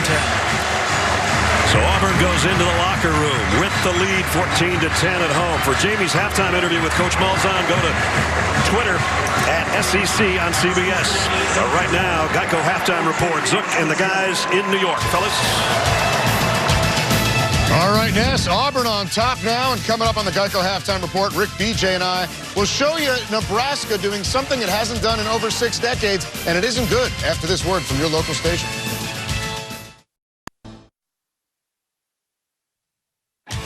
CBS Sports presents the Geico halftime report. Geico. 15 minutes could save you 15% or more on car insurance. All right, everyone, welcome to the Geico halftime report. Adam Zucker along with Rick Neuheisel, Brian Jones. The score at Jordan-Hare, 14-10 Auburn. Last year it was LSU flipping the script after halftime. Auburn didn't want to wait till halftime. What happened? Auburn found a way to run the football. 58 of their rushing yards came in the final 2 scoring drives, and if they can do that, they're going to manage offensively very well. And you go to that first scoring drive, they had 16 yards rushing up to that point, 27 yards accumulated on the ground for the first 7 points they put on the board. Another 31 this last touchdown drive. And Joe Burrow under 50%, but managing the game. But now they are trailing on the road. Let's get you caught up on other action involving SEC teams already underway. And Georgia just churning out more points. And, BJ, they got so many weapons. They do. An abundance of weapons and 40-plus points in 3 straight ball games. The last time they did that to start the season was 5 straight ball games in 2012. Miko Hartman here. He's got them going every which way but loose. They can't find him, man. That's right. They can't touch you. Yeah, shake it off. 42 by halftime and a big game on the ground from Elijah Holyfield. 100 yards in the first half. Didn't play after that. Vanderbilt trying to make a road statement for the SEC. Playing up at Notre Dame, falling behind here, Rick. Well, Brandon Woodbush threw 3 interceptions last week. He goes to what he does best. He gets out of the pocket, scampers in 12 yards for a touchdown. But the Commodores are playing very well on the road. Right now, 16-10 Notre Dame. And that's the score in the fourth quarter. Notre Dame barely getting by Ball State a week ago. All right, meantime, the one-man trick play of the day, fooling Arkansas here, BJ. That's right. North Texas, Keegan Brewer. Watch him. He's just chilling right here. Just chilling. No fair catch signal. Freezes the defense, and then he goes 90 yards for the touchdown. I hate to be the skunk at your garden party, Razorbacks, but that's exactly what I am. Big play right here. North Texas is putting it on Arkansas early. You saw his left arm kind of go up a little bit, but not all the way for the fair catch signal. 17-7, North Texas on the road. Remember, Arkansas coming off that loss to Colorado State. Speaking of whom, they're going to Gainesville for the Jim McElwain Bowl, Rick. Felipe Franks struggled a week ago against Kentucky, finding his form again. Remember, 5 touchdown passes in the opener. He gets it to Freddie Swain here for an 18-yard score. Right now, it's Gators overwhelming the Rams. Yeah, the offense looking good here in the first half. They go to Tennessee next week for a big one. You mentioned Kentucky coming off that win over Florida. 48-10 winners over Murray State. 6 different Wildcats scored. They have Mississippi State coming their way next week in Tennessee with a shutout over UTEP. The Vols offering free tickets to residents of North Carolina and South Carolina who are fleeing from Florence. A reminder, the Home Depot SEC on CBS continues next Saturday when Texas A&M visits top-ranked Alabama. Coverage begins at 3 Eastern with State Farm College Football today. And we'll update you on what's happening elsewhere in college football when the Geico Halftime Report continues. The Home Depot SEC on CBS is sponsored by Dr. Pepper, Mercedes-Benz, Geico, and by Wheels Up.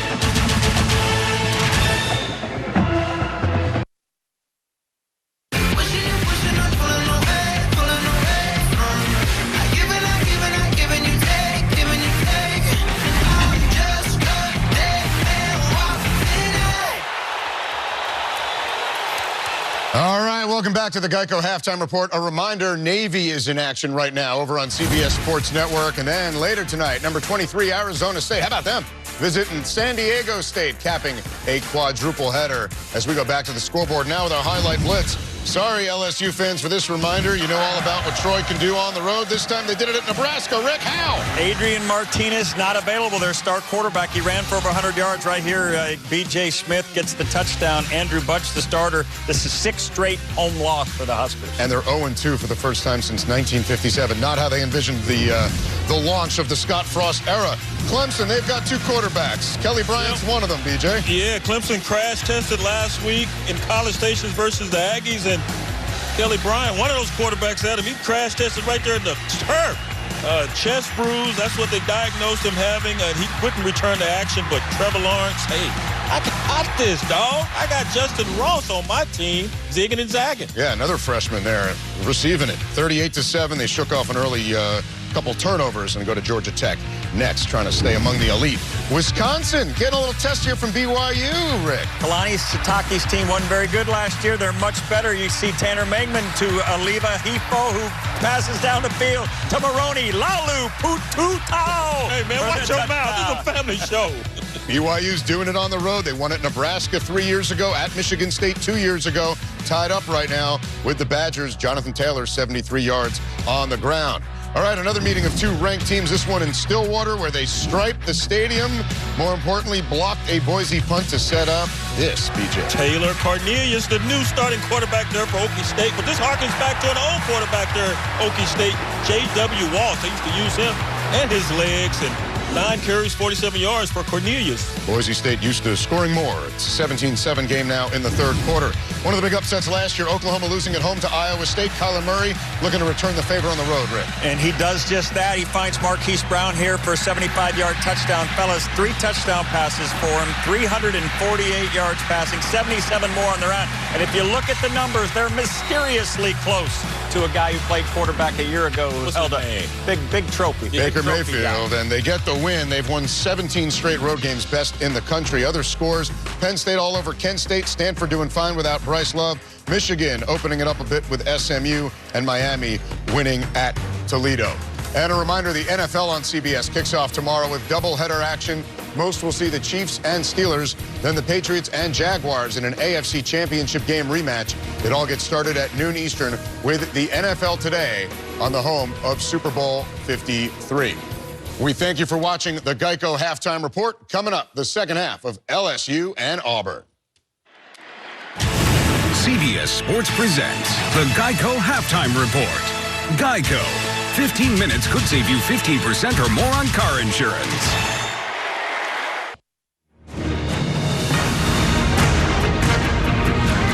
This is a CBS News special report. I'm Jeff Glor in Wilmington, North Carolina. The flood danger from Florence is intensifying. Another foot of rain could fall by tomorrow. Coastal areas could end up with more than 3 feet. Cumberland County and the city of Fayetteville, home to Fort Bragg, were put under mandatory evacuation orders today. Everyone within a mile of the Cape Fear and Little Rivers was ordered out. The death toll has climbed to 9. 3, including a baby, were killed by fallen trees as rescue teams continue to work. Nearly 1 million homes and businesses have lost power. We will have continuing coverage on CBSNews.com and CBSN and a special edition of the CBS Evening News tonight. I'm Jeff Glor, Wilmington, North Carolina. For news 24 hours a day, go to CBSNews.com.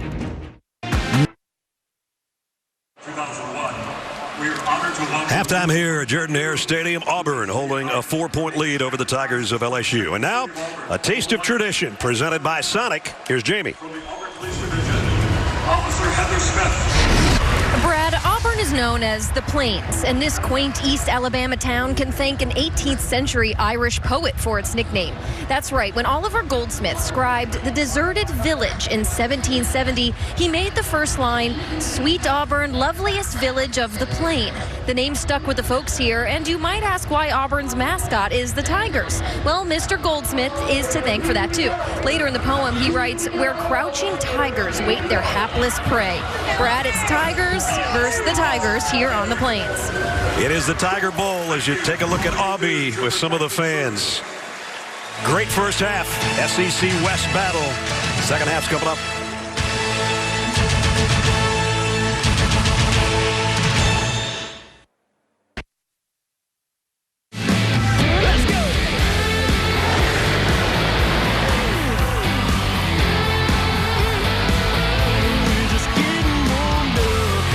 In the flat and picked off.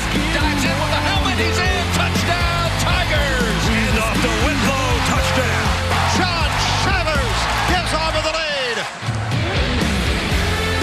And with that, we welcome you back to Jordan-Hare Stadium. Packed house. Good first half. SEC West battle between number 12 and number 7. And LSU will get the football first to start the third quarter. And Anders Carlson will try to prevent them from having any type of kickoff return. And they will let this one go, and they'll bring it out to the 25-yard line. Welcome back, everybody, to Jordan-Hare. Brad and Gary, Dave, Clint, Kiera, George. I hate to use the word tale when you're talking about Tigers, but it was a tale of two different sets of Tigers first half. It was. And you know what I think the story of the first half was? Jarrett Stidham started out 0 for 4 with an interception. Joe Burrow was 4 for 5 and ended up 3 for 11. He could not maintain that passing game. That's what shifted the whole football game. LSU stopped completing passes. That's right after the guy called his friend, too. That's right. We threw 11 passes. Do you believe it? They come up throwing to start the third, and it's a good one. There you go. You've got to have that guy. To beat a high-level defense like Auburn, you have to have a quarterback that make those throws. LSU, the last 2 times they had the ball, they went 3 and out. They come back, they trust their quarterback, and he makes the play. That's 5 catches for Justin Jefferson for almost 100 yards and a first down. And Jordan Jefferson said, if I had a guy like that. Yeah, I could have thrown it. Exactly. At the 37. He had a couple of I think that was pretty good. Burrow throws short. And Nick Brosett's got another first down. Back-to-back first downs as we check in with Jamie. Well, a couple things Coach Orgeron said to me coming out of the half is exactly what we just saw. 2 pass plays back-to-back. He said we're very comfortable getting the ball downfield. Defensively, he said we were perfect on run defense up until that last drive. Now, that is going to be affected by the fact that left guard Garrett Brunfield is questionable to return. Boom! Ooh, and Joe Burrow might think about sliding. He took a pretty good hit from Williams. I think it was Montavious Atkinson, number 48. Was it, or was it Williams, 49? I couldn't quite see it. Yeah, it was 49. You got it. Williams gets the hit. And if you're going to run the quarterback draw, be ready for these linebackers. That's the first time by design they've run him, though, isn't it? Well, that one keeper down near the goal line. That's right. Yeah. Well, they're in Auburn territory already. 2nd down and 7. Jonathan Giles in motion to the slot on the right side. They go left with the run, and it's Brosett. As we take a look at the first half game trends, talked about Stidham started really cold and then warmed up and plays like he's capable of playing. A couple of sacks on Joe Burrow, but he's been very efficient. And 8 penalties. That's not good, including a huge one on the face mask to Stidham that kept the touchdown drive alive for Auburn to take the lead. 3rd and 3. Opening drive, 3rd quarter. Burrow throws on the run. Overshot his intended receiver, Jamar Chase. Incomplete. Well, there's no doubt that Emsinger that time, the offensive play caller for LSU, was expecting the house that time. He took his quarterback out of the pocket, tried to get one of those option plays to the outside. Nothing was there. Defended very well by that that Auburn secondary. Now, Auburn might be pinned deep in their own territory, but after those first 2 pass plays and first 2 first downs, they're going, okay, we at least forced him to kick. Can't be picky, get the ball back.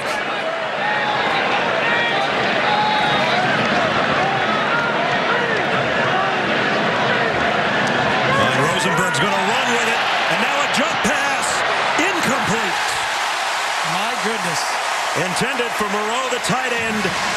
He had him open, but he's a punter, not a passer. Not even I could predict this play. I mean, a jump pass, I can do it sometimes, but they had him, but that's a tough throw right over the shoulder. I mean, it would have had to have been perfect. On the play, Auburn actually played defense safe on the play. They were looking for it, or something. Auburn takes over.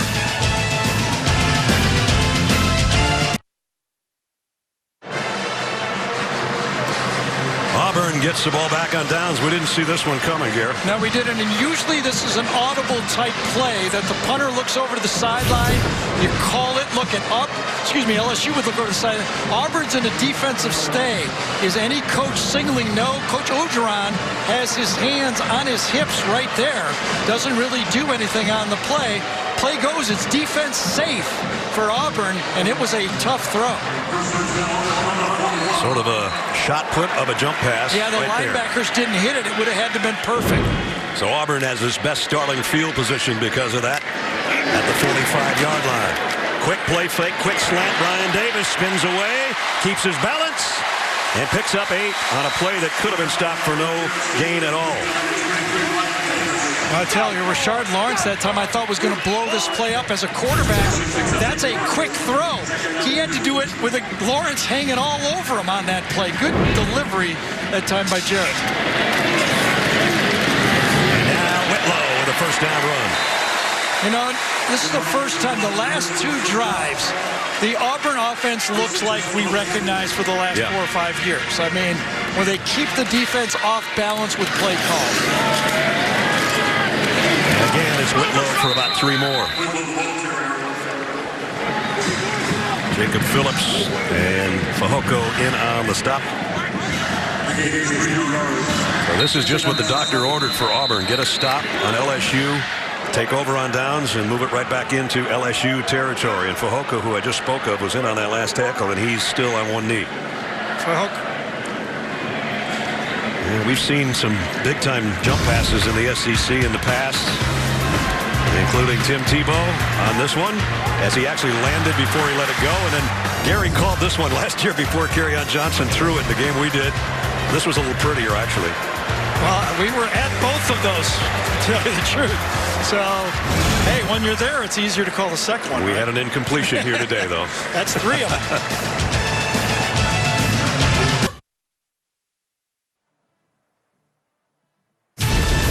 The Home Depot SEC on CBS is sponsored by Napa,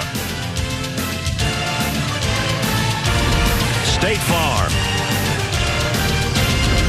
Chick-fil-A, and by Bud Light. Toole Collins Smith Museum of Fine Arts, one of Alabama's leading art museums, located at the entry to Auburn's main campus here in town. So 2nd down and 7 after the injury. And what's happened now with this Auburn offense is literally as smart as Devin White is and Dave Aranda, the coordinator, is, they have no idea what Auburn's going to run right now. Anything's available. Asa Smith, Asa Martin, I beg your pardon, in the lineup. Blake fake throw, and there he is. Asa Martin down the sideline. As I said, no idea. Asa Martin, another true freshman, comes in motion and then does the wheel route. No one covers him. Complete bust. 33 yards down to the 4. And now it's Stidham on the run. Did he get there? Yes. Touchdown Auburn.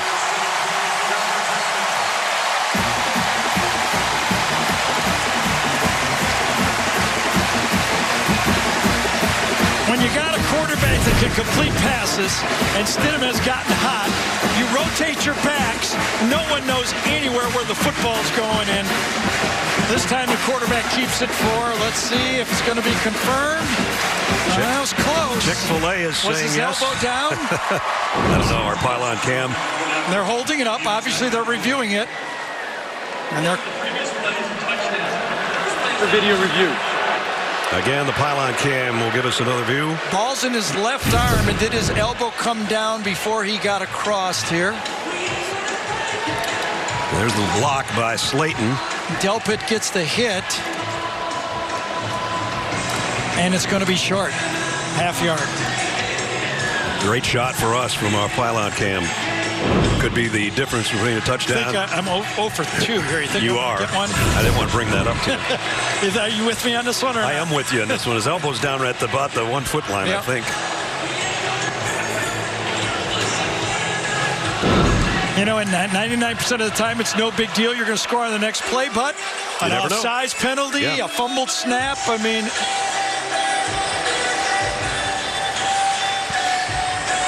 Jarrett Stidham might have to put his helmet back on. Here's a call. After video review, the runner is down with the ball being short of the plane of the goal line. Ball will be placed at the 1 foot line where it will be 2nd down.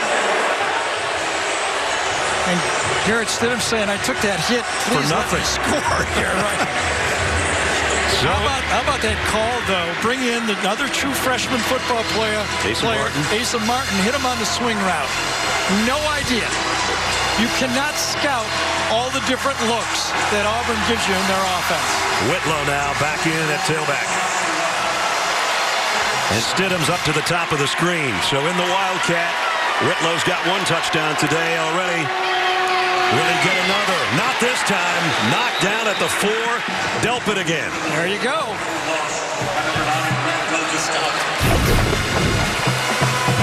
Delpit saved the touchdown, and now he hits a back door like White and saves a play now where it's now third down, and these are tough 4 yards here. Third and goal at the 4.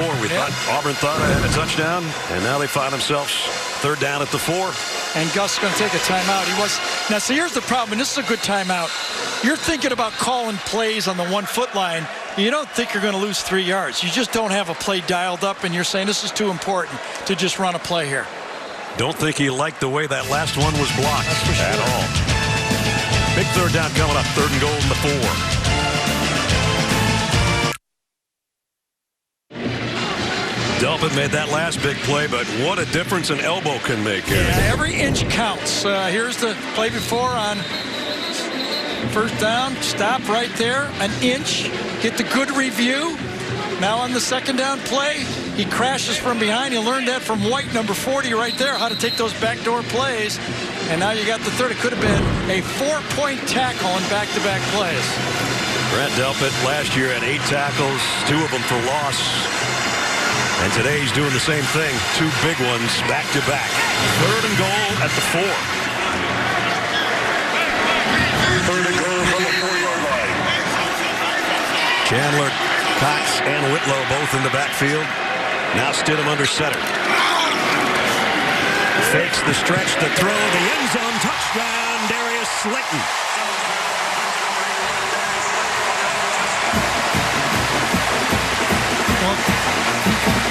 Brent Delpit might have made a couple of plays, but that time his eyes were in the wrong spot.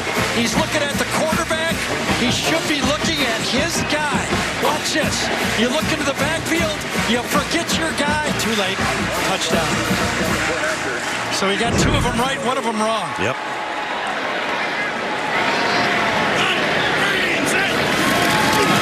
Extra point is good.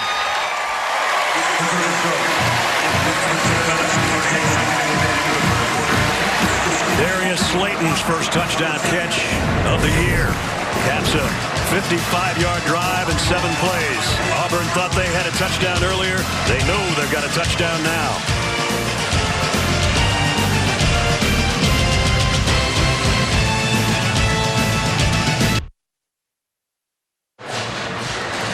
Jarrett Stidham thought he had a touchdown on the ground, came up a foot shy, but on 3rd and 4 delivers for the touchdown for Auburn.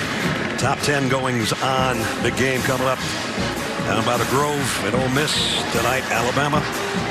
Clemson a winner today. Georgia won easily. Yeah, Notre Dame though struggling a little bit, right? Yep. Vandy in that game acquitted themselves. Another one of those losses, if Vandy hangs in the game, that makes the conference look better. It's just the way it plays out nowadays.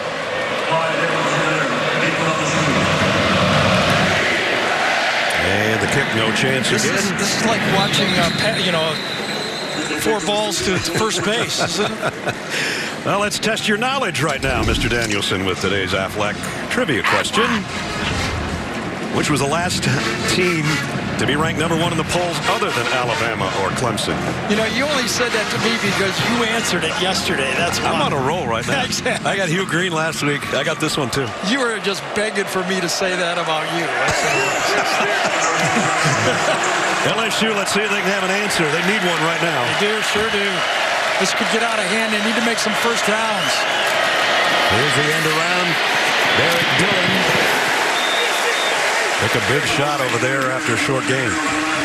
And you know what's been quiet is LSU has been ranked, there's only a couple games, but remember, early, Washington hit this LSU secondary with some deep balls. Bump and run, they threw the ball deep. Early in the game, Auburn got a deep ball. But Auburn against Washington early in the year, they threw the deep ones. They're not getting any balls downfield. They'll run it. Tough sledding for about 3 for Edwards-Helaire. That secondary for Auburn, stunned early, has now settled down. They're very young. Replacing 3 starters, new safeties.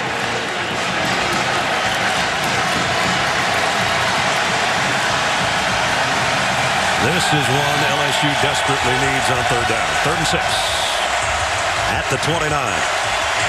The Auburn fans know it, the Auburn defensive players know it, and the LSU offense knows it.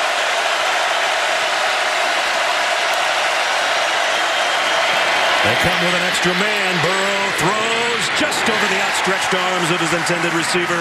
Incomplete. And he took a hit on that play. Joe Burrow did when he let the ball go. I think it was Deshaun Davis, 57. But this time, the Auburn defense brought 5, and then on the delayed blitz, Burrow got nailed, and it was Deshaun Davis. Woo! And you see the offensive lineman helping Burrow up and helping him to the sideline. That makes Burrow 5 for his last 15 throws. I don't think Von Rosenberg's going to throw this time. The punt. Ryan Davis has to backpedal to the 16.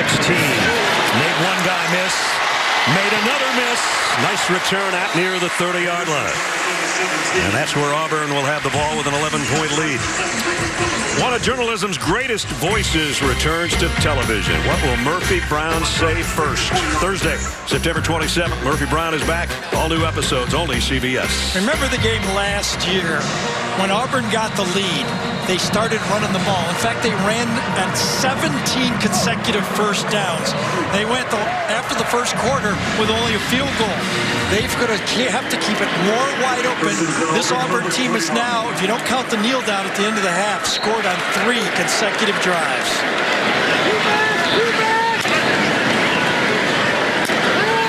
Yep, they learned their lesson. Stidham loads, fires, back shoulder, incomplete. How about that coverage? Greedy Williams, one of the best in the country. Nobody knows how hard this is until you've tried to do it. You're out there on an island. That ball could be thrown anywhere. And you know if you get beat, it's usually a touchdown. Watch him turn and find the ball right at the last second. Great coverage. 7 career interceptions for Andreas is actually Greedy's first name, but everybody calls him Greedy. And he is a dandy. Long, fast, and a great cover corner, as Gary just said. 2nd down and 10. Sean Shivers back in at tailback. The little guy who got him going and got a spark. Oops, not going to get away from Rashad Lawrence. I know. And I'll tell you, I went back and watched last year's game and watched Rashad Lawrence play in this football game. He played on 2 bad ankles. They did not look at that spin move back into the play, and then he just reaches out and grabs the guy. What a football play. A leader. He played. He was tired last year. They didn't have the depth. He was injured, and he was one of the heroic players that got that LSU game for them in the win column. 3rd down and 9 for Auburn. Will they come or will they? Rando is showing the blitz. Devin White, he doesn't come. Stidham has time. And it batted back, though. And it was Phillips, I think, Jacob Phillips. And I think he was thrown to Seth Williams that time, coming across the middle of the field. And he had him, too. Well, that was a stop LSU needed. Totally. He's got him open across the middle of the field. He got jump up, and guess who? Philip Jacobs that time gets it, or Williams would have had the completion for a first down. So after 3 scoring drives in the last 4 possessions, one was just a kneel down. As Gary said, touchdown, touchdown, touchdown. 3 of the last 4 times Auburn had it. Now LSU gets their stop. And here's the end over end punt. And the catch going to be made out of bounds by Jonathan Giles. Let's check in with Jamie. Well, we just saw Aaron Siposs with that punt. He was named the starting punter this week after Aiden Marshall left the team. Now, he's only been at Auburn for about 6 weeks, coming from Melbourne, Australia.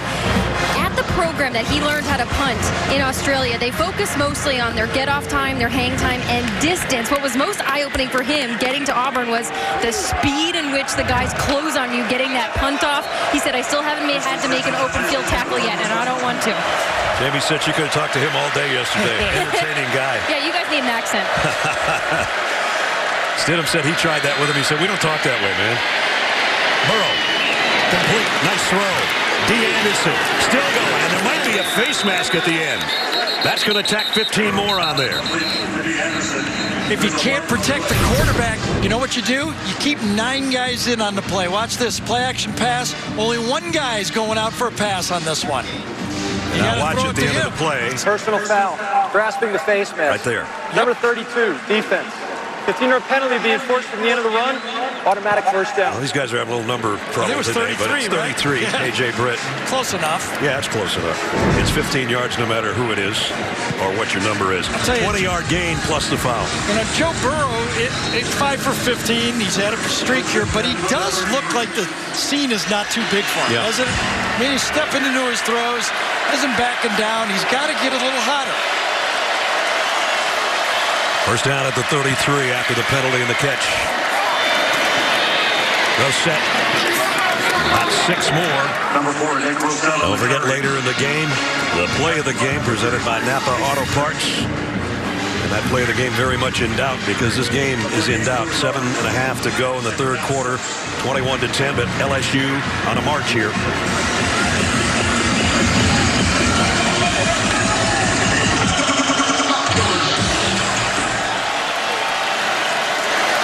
Second and 5.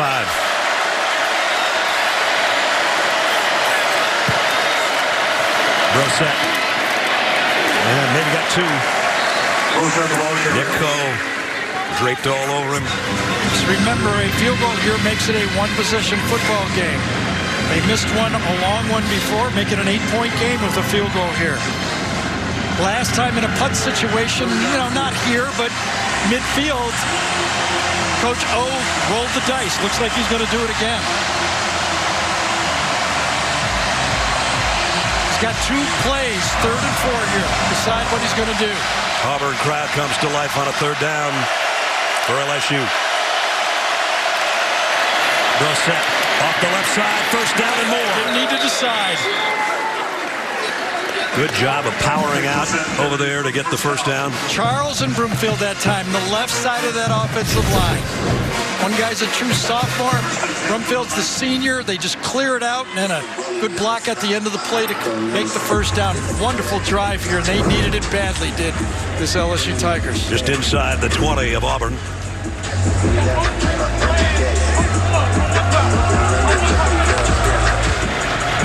They come up to the line with Brosette. Flanked with Burrow in the backfield. Gonna throw to the end zone. And out of bounds. Looking for a flag's D. Anderson, but it's not catchable. Yeah, I wonder if D. Anderson misread this. Remember, it was a corner blitz, and what you like your receiver to do is stop right there and throw a hitch. Watch the corner blitz come. The safety's not going to get there. It's an easy 5 yards. Anderson doesn't realize it, and they've got no throw on the play. 6 inches in height difference between those two.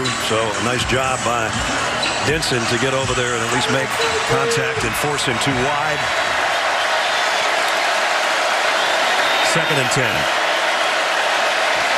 Auburn showing blitz. They back out of it. Brosette for about 4. It'll bring up 3rd down to 6. Brosette carries to the 15. Tackled by number 57, Deshaun Davis. Huge play coming up right here. 3rd down 6. They should have an automatic field goal, but they want 7 out of this.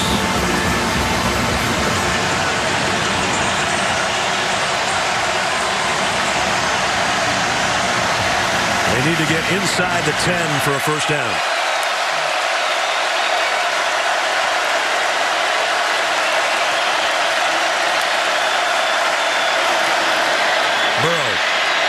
Almost waited too long and throws incomplete. Flag. 1st down coming. Javars Davis got tangled up with Jonathan Giles. Pass interference. 24 defense. Penalty places the ball at the spot of the foul. Automatic 1st down. Well, I don't know. We saw it with a different guy. I don't know who was called. They're calling it on the safety this time. They're calling it right here. Let's see if we see anything. No, it was really up closer. That ball, that interference, Brad had it right. They're having some issues. Yeah, they did. It was 13, and that was the proper call. Javars Davis. 1st and goal at the 9. Brosette trying to get wide. Auburn's not going to give him much. About a yard. Big Benogany got over there. So did Derek Brown. 2nd down coming up as we're under 5 minutes in the 3rd. Garrett Brumfield was out for a few plays. After that one play we saw, he left and Jason Hines was in. Jason Hines, 57. Brumfield is back on the field right now, number 78.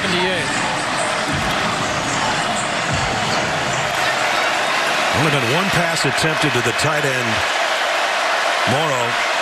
He's on the right side, 3 wides the other way. Here comes the blitz. Burrow has time, goes to the corner. Incomplete, broken up by Igbenogany, intended for Justin Jefferson. I'm surprised Joe Burrow didn't throw this for the deep pylon. It's the trips pass.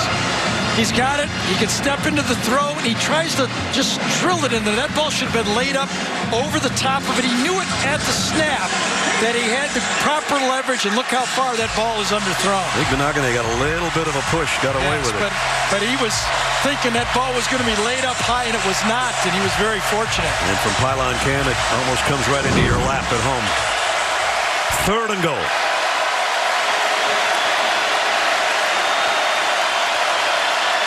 Again, trips set to the left. Burrow wants to go that way. Running out of time, throws late, batted down by Davis. 4th down. Well, they're back with the field goal now. Good drive, good stop by this Auburn defense. They made the plays when they had to at the end. Davis, who had the holding penalty, comes back and stuffs this play. No one open on the play that time. Good coverage all around. They had their chance on 2nd down. Just improper trajectory on the throw cost them. Joe Burrow over the fence after being forced out of bounds. Jeez. Here's the field goal. 27-yard attempt to try to make it a 1-possession game. Cole Tracy up just inside the right upright. So we said LSU needed an answer in that drive. They didn't get what they wanted, but they'll take it to cut it to 8. 3:58 remaining, 3rd quarter. Joe Burrow says, I'm trying to win on the road, even if I have to jump over the fences here at Jordan-Hare to get it done.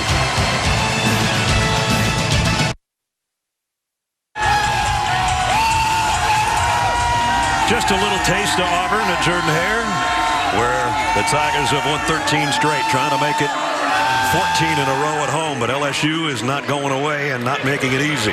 The field goal capped a 60-yard drive, makes it a 1-possession game. This kick's returnable. Shivers. No, it's not going to be Shivers. It's going to be Whitlow. And a nice one out to the 39-yard line. So we don't have many looks at kickoff returns, but finally we got one. You know, kicking in the end zone. You know, the guy's running down cover and is probably thinking, well, I'm just running down here for nothing. Whitlow just took that away from Shivers, too. So I got this. And he did. He did. 36-yard kick return, and the kicker made the tackle, and uh-oh, that's not good. Yeah, Whitlow holding his arm, left arm when he comes off. So they might have paid a heavy toll for that kick return. We'll have to wait and see. And with that, it'll be Shivers in the backfield with Stidham. He gets the handle. Got about 3 on the carry. And Whitlow, they're working on his left hand. As we take a look at the landing here.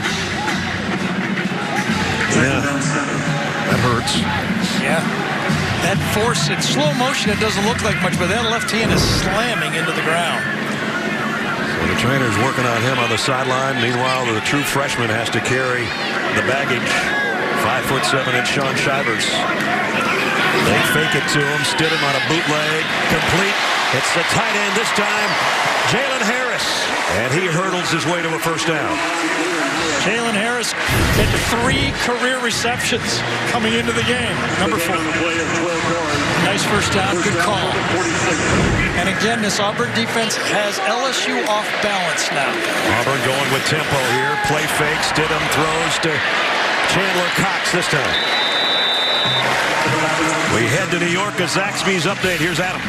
All right, Ness, Vanderbilt was hanging with Notre Dame on the road all game long. Down 5, late, 4th down. Kyle Shermer to Kalijah Lipscomb. He has it in the air, but he loses it as it hits the ground. Would have been a 1st down. Instead, Notre Dame takes it from there in a 5-point win. Back to you guys. Wow, Notre Dame's had some close ones. Sure has. Guy down is Christian Fulton. He made the tackle on Chandler Cox out of Metairie, Louisiana. And he suffered all last year with an injury, did not play. Left side of the screen here. It happened on the tackle, obviously, right? They had to have an appeal to the NCAA to have him into camp, and he came in just like a week and a half before camp started. So they still work on him with 2:56 remaining in the third quarter. We'll try to get an update sorted out when we come back to Auburn after this.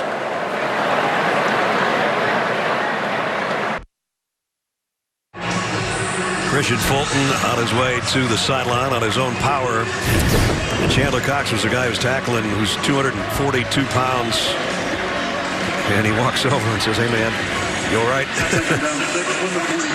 Cox has been a big part of this game. One of the touchdowns, he made a key block on the play, too. He's been in there almost every play in this offense. And now that means Kelvin Joseph, a true freshman, is playing corner for Christian Fulton. I'm sure that's not lost on Jarrett Stidham.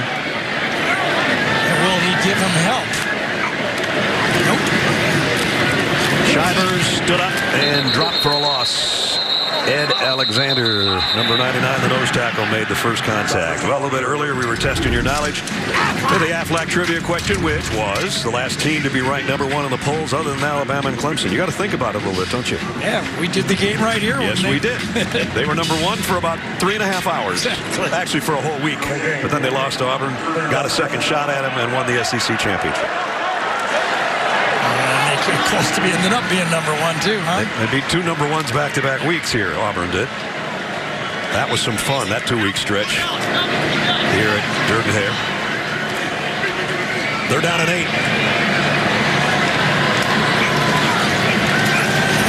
Stidham throws, intercepted. Greedy Williams getting greedy again. 8th interception of his career. His 2nd of the season. You want to talk about a back shoulder throw where there's no shoulder to throw to. Is exactly what happened here. Slayton thinks he's not going to get the ball. He's just going to clear it out. And Greedy has his eyes behind. Instead of playing bump and run and watching the receiver, it's more of a zone look. He has a safety in the middle third, and he's watching the quarterback, and he handles the back shoulder throw. Huge turnover for LSU. They've got it back at the 47-yard line. Can they get anything deep? They started out almost getting a deep ball. Play action for Burrow. Deep middle. Good coverage. Overshot everybody. Jeremiah Denson had the coverage. And defensive coordinator Kevin Steele, even though he had to replace 2 safeties, raves about both Denson and Thomas, about their football IQ, and you could see it on that play too. Denson, who played some corner for Auburn in the past, is now at safety, and he matched up beautifully in that play. 2nd and 10. Morrow, the tight end in motion, settles in on the left side. On the carry, Edwards, Elaire, short game, going to be 3rd and long. Sometimes you don't have to make the tackle to stop the play. Watch this the defensive line, for Auburn. Just slow the play down and force it back. So number 1, Big Cat can make the play from the backside. Slow it down, force it back. Everybody take a gap.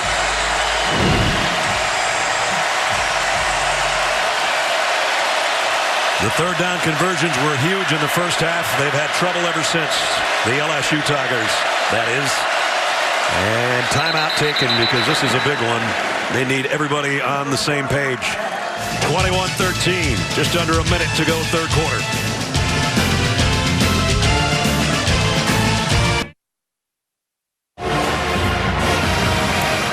Back at Auburn, when the Tigers get the ball back for Auburn, you will see Jatarvius Whitlow return at the running back position. They took a look at his hand, but he's all good to go, Brad. That's great news for them, Jamie. Thanks for that update. Here's a 3rd down and 8, empty backfield. Joe Burrow on the spot right here. In trouble. got away from one guy and a second, but he's tripped up just enough by Derek Brown to come up short of the sticks. He got around Marlon Davidson. Well, that pass rush, remember the play before, the defensive line forced a stop by just making a wall with that offensive line, and this time the pass rush is enough to force Burrow out of the pocket. Joe Burrow now 6 for his last 20 throws. Ryan Davis stands back at the 10, waiting the punt of Josh Groden.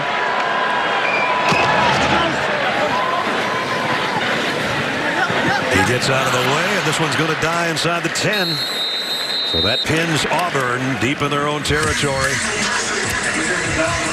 With just 5 seconds left in the third. Next Saturday, Home Depot SEC on CBS brings the best game to the best conference. It's Texas A&M taking on Alabama. Day kicks off with 4 sides of the story.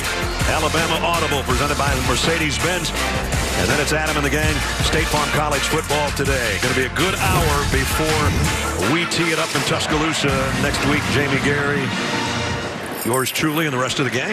And it used to be a rarity. We'd say Nick Saban facing one of his old assistant coaches. Now they're all over the place. We kind of note when he does it now. Exactly. Stidham, empty backfield with a quick throw out to Davis with a blocker in front. And Davis takes it for about 9 to close the third quarter. A one-possession game in the Tiger Bowl at Auburn, Alabama. 21-13 at the end of 3. We'll return to Auburn right after this message and a word from your local station.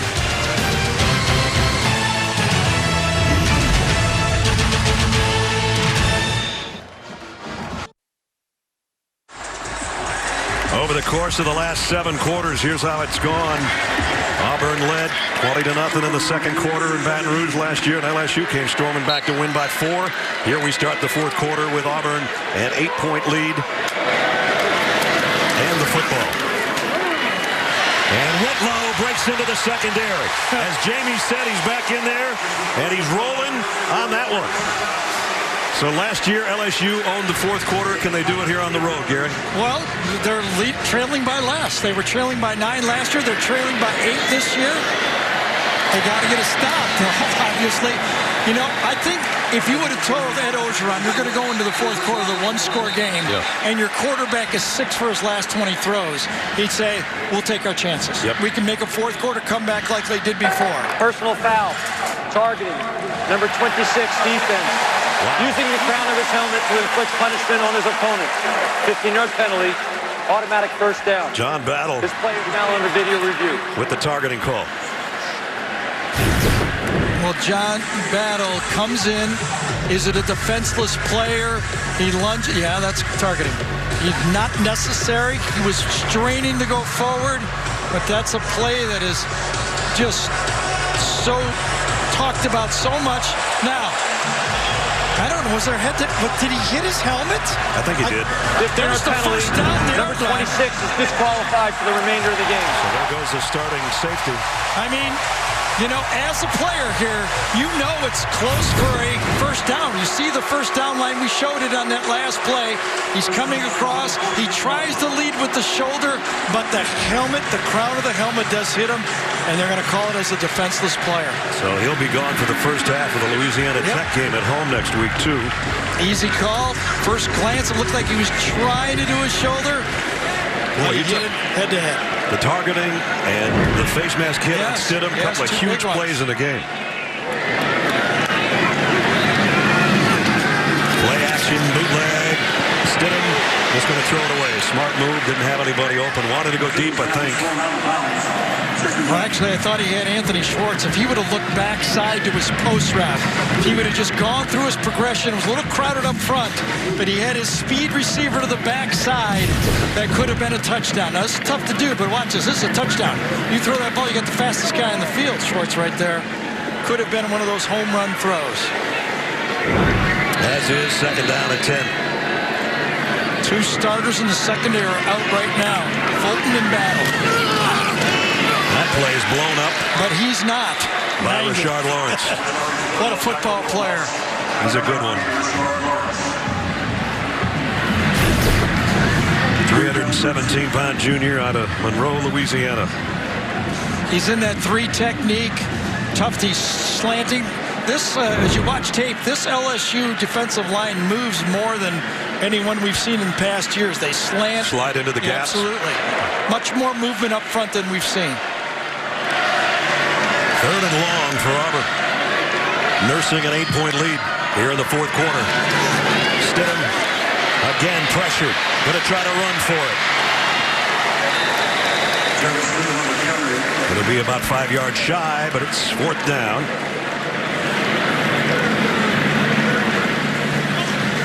What do you do? You got a 53-yarder. You got a kicker with a wicked leg. He's got a good last name.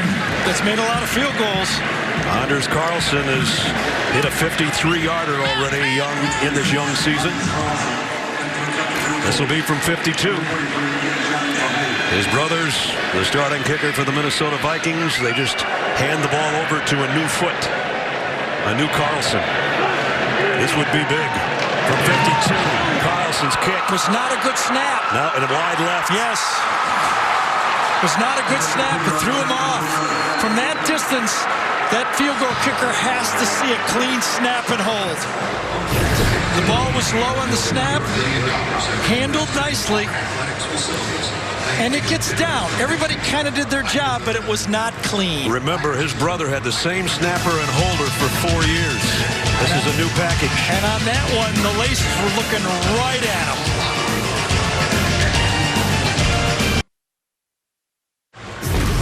Now it's time for our ExxonMobil game recap. Joe Burrow started off pretty hot. Justin Jefferson was his #1 target and has been all day long. They go here with Edwards-Helaire in the Wildcat for the touchdown. It was a 10-0 LSU lead. Back come the Auburn Tigers running the plains. That score by Whitlow made it 10-7. And then Sean Shivers got in the act, gave Auburn the lead at 14-10. Jarrett Stidham off the play fake and the bootleg finds Slayton in the end zone. And then the one mistake that he's made so far, Stidham, he got a little greedy, or greedy got good. However you want to put it, the turnover brings it back. A missed field goal moments ago. We're still at 21-13 with 12:57 remaining in a one-possession game. Well, I don't think LSU can run the ball well enough unless Joe Burrow starts hitting some passes. When your quarterback against this type of defense is 6 for 20, and remember, Joe Burrow himself said this week, if we can't throw the ball, we're going to lose. All eyes on number 9. Nick Brosette behind Burrow under center. Stephon Sullivan in motion. Burrow's going to throw it out in the flat to him. Igbenogany runs him out of bounds after about a 3-yard gain. They wanted to come down to the left side of the formation that time, but it was good coverage to the left. He had to go to the other way. Jamel Dean, number 12, did a good job, and Jefferson could not get open for the comeback. Burrow has to throw the other direction. Good defense. So they only picked up 3 on the completion. 2nd down and 7. Jefferson and Giles both to the left of Burrow.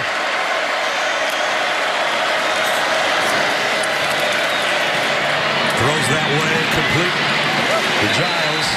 Short of the first down, though. 3rd down coming up.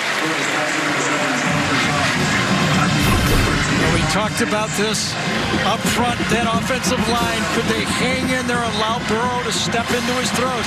I think they've done a nice job. Yeah. This is an elite defensive line. Everybody's going to get beat a little bit. Those one-on-one battles are tough to win, every one of them. You got to give the other guy credit. For the most part, the question mark of whether they could pass block has been answered favorably. Just a little more accuracy. 3rd down and 3. Do they bring extra bodies? Auburn. Davis is in his track stance. And it's going to be Burrow running for it. He's short. Knocked down by Deshaun Davis. What a play. We've been talking about Devon White all day. Devin White, number 40 for LSU. And Davis, the senior. Watch him make the play on this one. Sees it, reads it. He's going to get blocked. He goes through the block by Morrow that time and makes the play. What a football play. The captain out of Pritchard, Alabama. Big stop for number 57, forcing a punt. You know, in the loss there, you know, if it had been closer, I think Ogeron thinks about going for it. But when you lose, you got to punt. Von Rosenberg hits it a mile. What a kick. Out of bounds, but I think it's going to be spotted around the 5 or so. Let's see.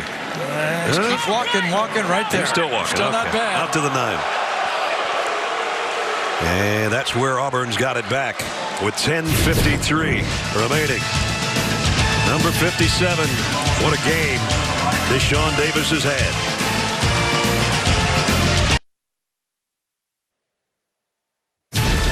The Home Depot SEC on CBS is sponsored by Ford. The Home Depot. Sonic. And by Allstate. Auburn leading at home, trying to make it 14 straight. Their second half possessions after they had a good thing going. It's been punt, interception, and a missed field goal. But they've got the lead and the ball at their own 9-yard line. And they got their starting cornerback on the field. Kristen Fulton, number 22, is back out there. I think he's right up there if you can look at Sam. This is where the Auburn ground game would love to chew up some clock. Whitlow with Witt. Stidham in the backfield. Gets the call. Met by Devin White. Well, he stretched out for 2 or 3. It's so hard to get to White again. Not only is he got those big guys in front of him catching blocks, but they're moving him. Watch at the snap. He knows the play. He knows what gap he's running to. He's got the linemen going all different directions. He's just not a sitting target. Hard to get a hat on him. He reminds me of the way Roquan Smith played last year for Georgia. Yeah, and Reuben Foster, he's got that type of speed. I mean, just an elite linebacker. Second down at 7. Stidham rolls left, throws that way. Got his man Ryan Davis right at the sticks, I think. I thought he had his forward progress. I did too. Oh, man. I don't like the spot, but well, it's reviewable. It's reviewable. Is there enough? Oh, he got a break. You can hear the crowd. They think it was a first down. Kerry Vincent is in for battle. Well, his right foot was... Yeah, and the ball was in his... Was it in his right hand, too? Meanwhile, Kerry Vincent is the guy that made the tackle. On the field is the runner to stop short inbounds of the line to gain. This player's down under video review. Yeah, it's going to be a close one.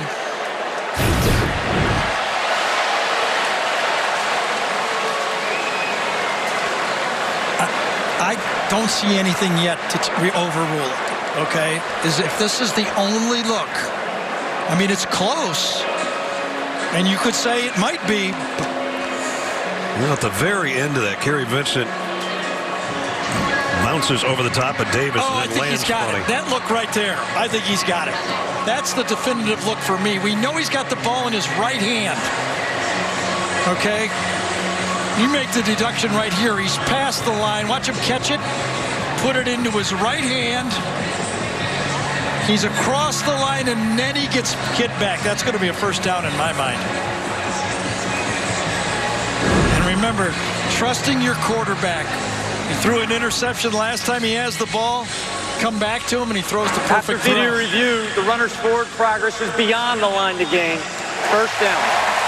A big first down at the 10-minute mark.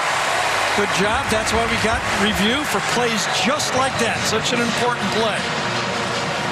Remember, a year ago, LSU was looking for a way to close that 9-point game. And then DJ Shark had that long punt return. All of a sudden, whoa! Yeah. I think LSU only had, if I remember right, 2 first downs in the second half, and they came back with 13 points in the fourth quarter. Well, a 72-yard punt return can change a game in a hurry. Exactly. So, quick huddle. First down just inside their 20. Here's the pitch. Out to Shivers.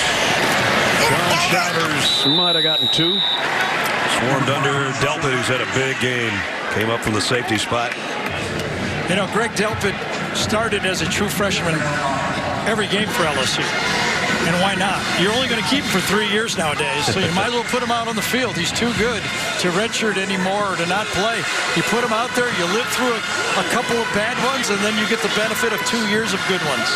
He's not only a great hitter, he's already got a couple of sacks this year as well. Second down and 8.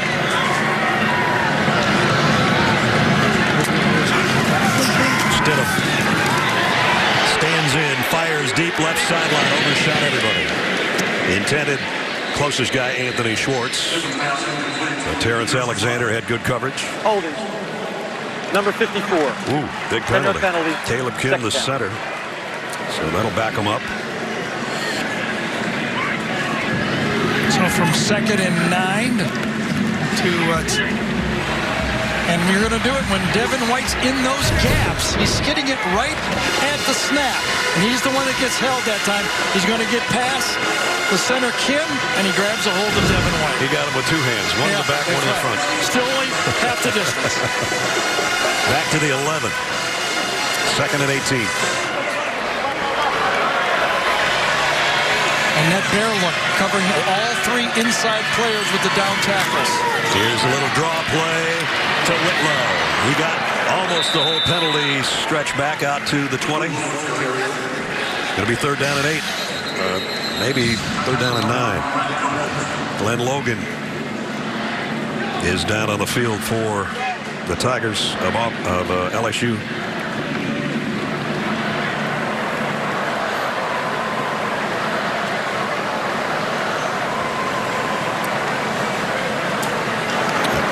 Great defensive lines here today. And got tangled up in the mess on the tackle. Delpit caught his leg under Delpit on the tackle.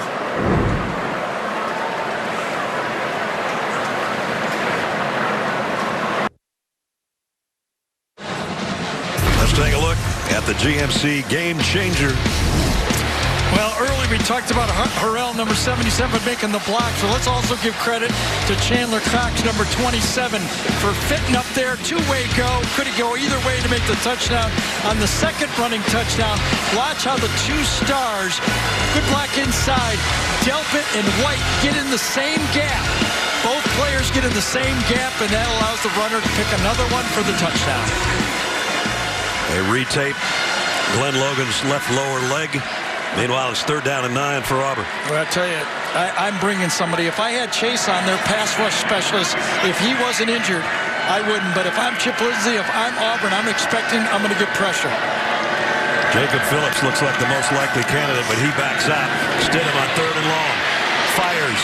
Deep ball. Man out there. Got run into, but no call. Greedy Williams playing Darius Slayton. Well, I tell you, not only is he greedy, he's sneaky. That's a good thing to have from your corner. Does he grab him and slow him down from behind here? See it? Look how he takes the pressure and the motion off the player. You're greedy and you're sneaky at the same time. Got a new nickname for him. Sneaky. Yes. Sneaky Williams. Well, this is the position that a punt return really changed the game last year. It wasn't in the same time period, but we were looking, can LSU score? And they did it with a punt return. It was DJ Chark last year. Jonathan Giles backpedals on this one at the 25. And he's knocked down after about a 4-yard return. Nice coverage down there by Javaris Davis. Well, LSU, all they could ask for, get the ball back, trailing by 8 with a little over 8 to go. And here we go. The Auburn fans saw what we saw. Sneaky little corner out there. Doesn't count unless they throw the flag. That's right. They've always been close. At least 6 of the last 7 have been, and here we are, 8-point game. 8:30 to go. Jordan Hare with 87,000 screaming.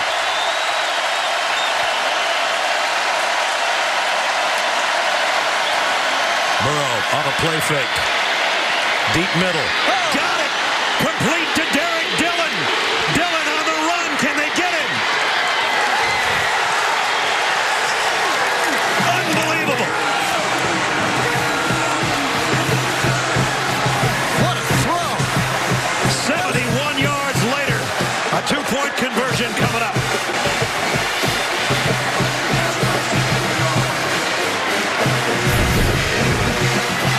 Watch this throw.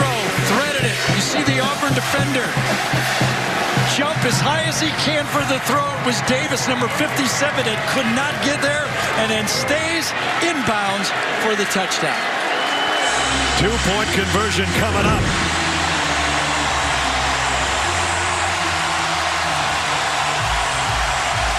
Anderson and Giles up top. Justin Jefferson to the bottom of your screen. LSU try to tie the game. Second charge timeout of the half. Auburn. It will be a 30-second timeout. Auburn takes its second timeout.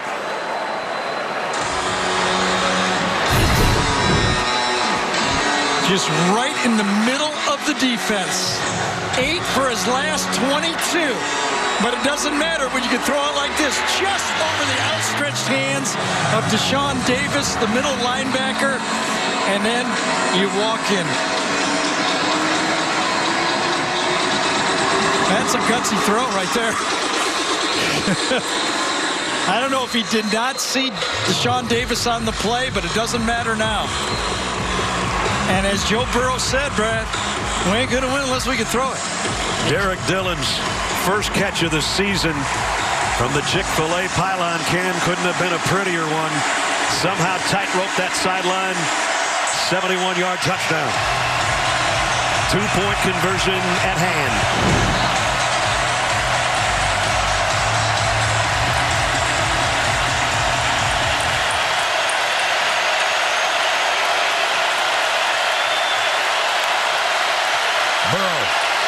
Looking left, back across the middle, and tried to tuck it in there, and it's broken up.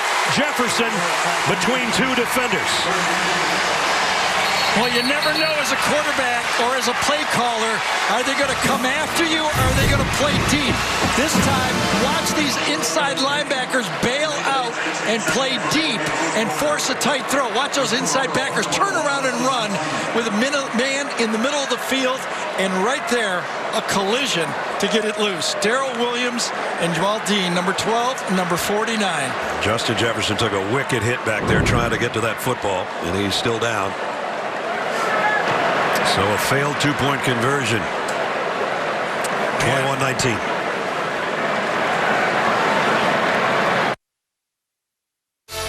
Adam Zucker, New York, a national title contender, going down. BYU up 3 at number 6, Wisconsin. Final minute, Rafael Gaglianone hooks it for the tie from 42 yards out. Cougars' first road win over a top 10 team since 1984, guys. Wow. Well, Wisconsin, a lot of people had picked as a playoff team. Guess it could still happen, but that's a costly one. Auburn will take over at the 25, and we go back to the previous play on the 2-point conversion attempt. Jamie. Well, yeah, it looked bad for him going down. They tended to him for a while on the field, but a big smile coming off, and he actually was able to jog to the sideline. No one's tending to him now. He's actually in the wide receiver meeting. I wonder if he just got the wind knocked out of him, if you know what I mean, just a little lower. A little lower than wind. But, yes. Yeah. The ball was not, it's a tough throw. Receiver's coming as fast as he came across. The ball was slightly behind. I don't know if he would have been able to hold on to it anyway, but slightly behind. I think now you look for your quarterback for Auburn to win the game for you. Stidham's going to throw it out in the flat to Whitlow, and he backpedals for a short gain. There's a flag down in the backfield. Holding. 54. Offense. 10-yard penalty. First down. Second one on Caleb Kim in this half. Yeah, the first one was on White on a pass rush situation. Let's see on this one. This is just a quick throw. It was again. It's White again. White again. Basically tackled him that time. Yep.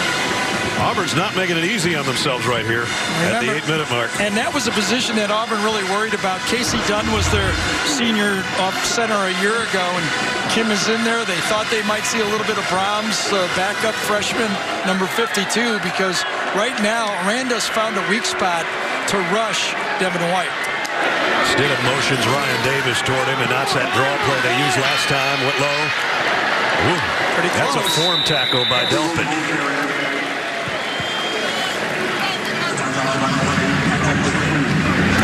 And we got another guy down. Michael Divinity still on a knee.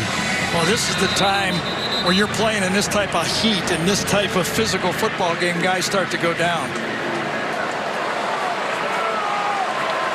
This has always been one of those where on Sunday you wonder if you had the license plate of the truck that hit you the day before.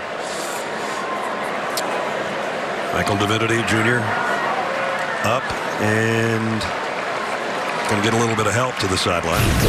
You know, you made a mention of who Grant Delpit reminds you of. You know, he reminds me of Eric Reed, a little more rangy, a safety, that 49er player and All-American here for LSU. He's got that type of body frame. So many great defensive backs LSU's had over the years.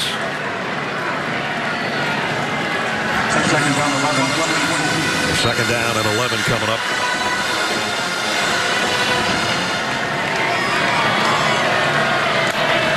Three receivers for Stidham. He's coming. Unless they call it off, because he saw the clap and he turned around. Here he comes. Going to bring a 3rd and 5 up, maybe 4. That time Mike Horton, the right guard, was able to get his helmet on White and make it into a positive play and get it into 3rd and medium. Now we're under 7 minutes. You could tell that White had given away the play, and this time Mike Horton gets it on him, gets the block, and allows it to be a positive play. Hasn't been a great day on 3rd down for Auburn.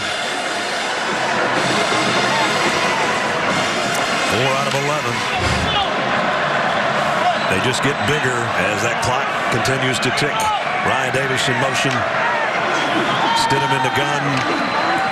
Pumped once. Now he's in trouble. Got away. Not going to get anywhere near the first down, though. Tracked down by Andre Anthony. You know, and nobody went deep to help him. In that scramble situation, you know, if you watch all these routes, everybody stops right about here for a first down. Nobody deep, nothing deep. Everybody, oh, you got one guy here he didn't see. He was under a lot of pressure that time. But when he had that pressure, he could not find him. Canella was the only open guy. He's one of the bigger targets, but he didn't see him. Sippes to punt. Giles will call a fair catch and take it around the 24-yard line. With 5:38 remaining. Don't forget, coming up after our game, stay tuned for the CBS Sports post-game show. Some upsets, as Adam already told you, about Wisconsin. Some other close calls. Oklahoma had to fight like crazy against Iowa State. And a lot more coming up with the guys in about 5.5 minutes. But we have unfinished business here. 2-point game. Field goal gives you the lead. 5:38 to go. First-year quarterback. First big pressure cooker on the road in the SEC. Edwards-Helaire wrapped up for a loss. Marlon Davidson was the first guy there. And watch Marlon Davidson, Brad. You called the tackle, but watch he does the start. His job is to control the edge of the defense right there. Watch how he controls the edge. Doesn't let anybody outside, and then he comes inside to make help on the tackle. Second down and 11 after the loss. 4 wideout group for Joe Burrow. Throws, and it batted, I think. Tipped. Yeah, it was tipped. Intended for Jefferson. Yeah, and I think it was Marlon Davidson again that time. Nick Coe was over there too, but I think it was Davidson, number 3. Was it 91 or 3? No, it was 5. Derek Brown. Yeah, Derek Brown. No bigger third down today than this one.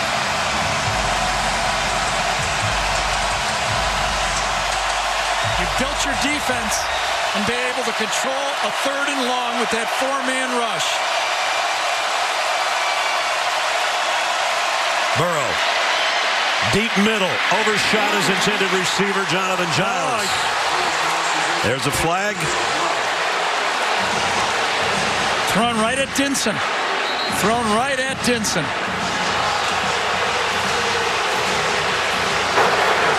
Pass interference. Number 20, defense. 15-yard penalty. Automatic first down. Well, here's the matchup right here. And let's see what happens here. Oh, he grabbed held it. Him, absolutely. Yeah. He got by him. He got it early. It was before the ball was thrown, and that's a good call. It's a great call by the back judge. See, it wasn't at the end of the play where the crowd is looking at it. Right. It was much earlier.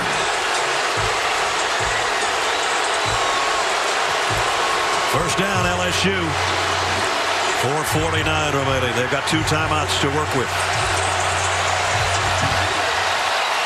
Nice protection on that 3rd and 11 play by that offensive line as well. Edwards-Helaire behind Burrow, who comes up throwing. Tough throw, incomplete, knocked out of there by Dean Anderson, the intended receiver. One-on-one. Big boy pants. You got to make the play. You got recruited to make plays just like that, and he did. Doing it with a cast on your right hand. Pretty well played. 2nd and 10.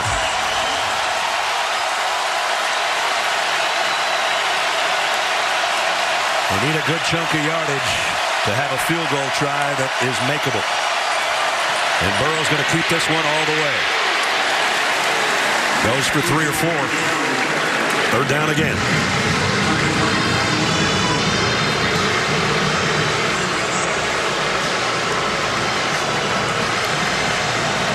Warming up on the sideline.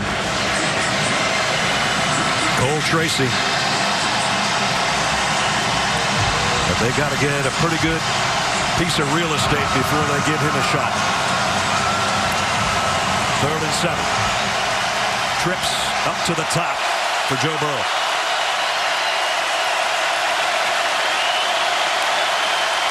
Here comes an extra rusher. Burrow throws wide. Oh, what a catch. Wow. D. Anderson and a first down. It helps when you're 6'6" and you got long arms. And you throw a perfect ball. Because I thought this ball had a chance of maybe being intercepted. Javaris Davis tries to undercut it, but it's a perfect throw and a wonderful catch. Wow, what a play by Joe Burrow. First down at the 49. 3:39 to go. Burrow going deep now, left sideline. Incomplete, intended again for Justin Jefferson.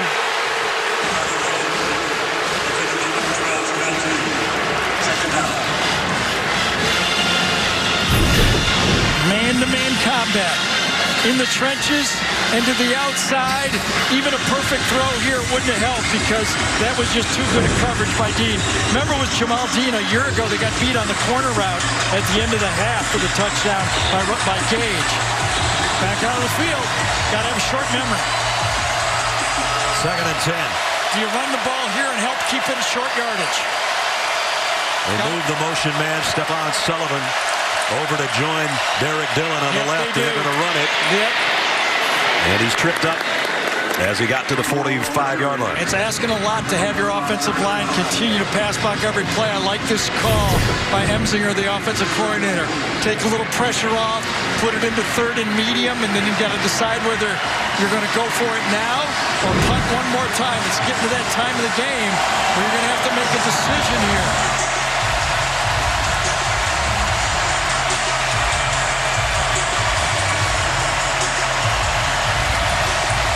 Third down and the biggest 12 feet of the day.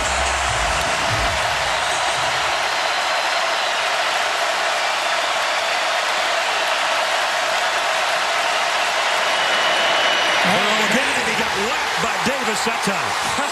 Well, remember Kevin Steele on the 2-point play. He played coverage. He didn't on this one. He brought everybody. Davis might have missed the pass down the middle, but he didn't miss on this one. Wham! Wham. 4th down. They're going to go for it right here. They only have 2 timeouts. That's got to be part of the decision. They don't know if they can get the ball back again. They're 1 for 2 on 4th downs on the season. 0 for 1 today. Burrow over the middle, got his man. First down. Stephon Sullivan. I tell you, I am tipping my hat to Joe Burrow, okay? Anybody can have a hot day. and be able to throw the ball. But when you're having a bad day, you can feel those stats. You 6 for 20, you can feel it. And he steps up in the fourth quarter and makes all these great throws. That's a guy anybody will play for. And the LSU team is watching this. I'm telling you, everybody's on that sideline, and all his players are watching the quarterback gut it out here. First down. A minute and a half to go. Down 2. And be over 50 yards here. They need one more first down. Pressure. He lobs it. Incomplete. Intended for Giles. Davis covering again. Boy, had some heat from the backside that time, Gary. The question was, would LSU just run it here and try to pick it up? Because Auburn only has one timeout. They cannot stop the clock in this situation. Can only do it one time. And again, the kicker warming up on the sideline is Cole Tracy. When Kevin Steele and Auburn needed to play against Washington on 3rd and 4th down, they brought the house. When he needed before, he brought the house. Will he do it again? Yes, he will. 2nd and 10, Burrow lofts it again for Jefferson. In and out of his hands. He's looking for a flag, and there it comes. That's just undisciplined football. You can't allow that to happen. He's grabbing Jamal Dean the whole way. Pass interference.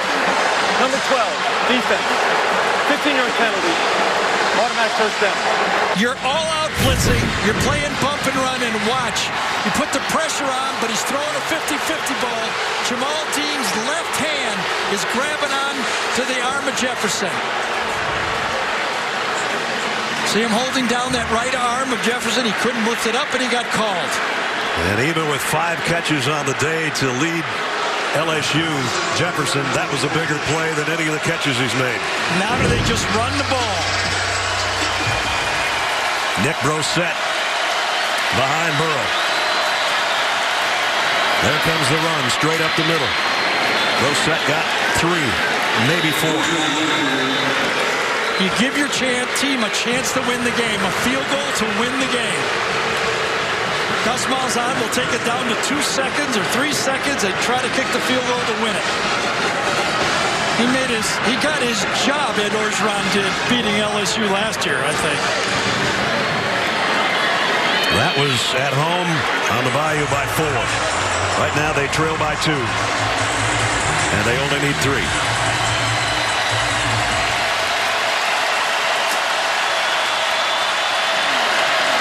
Same play the other way. This time, maybe a yard loss. Montavious Atkinson submarines in there to make the hits with 28 seconds to play. Timeout at Auburn.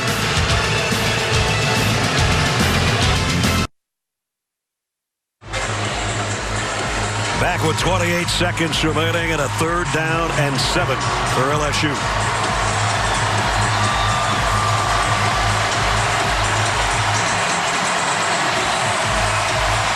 Auburn's defense asking their crowd to help the cause.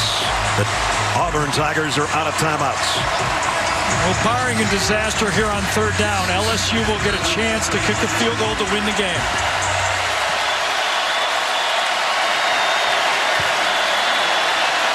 Just got to hold on to the football if you're LSU. Brosette got hammered, put both arms around it, but Davis met him in the hole, stood him up for a loss. And Ed Orgeron is telling the official what time he wants the timeout.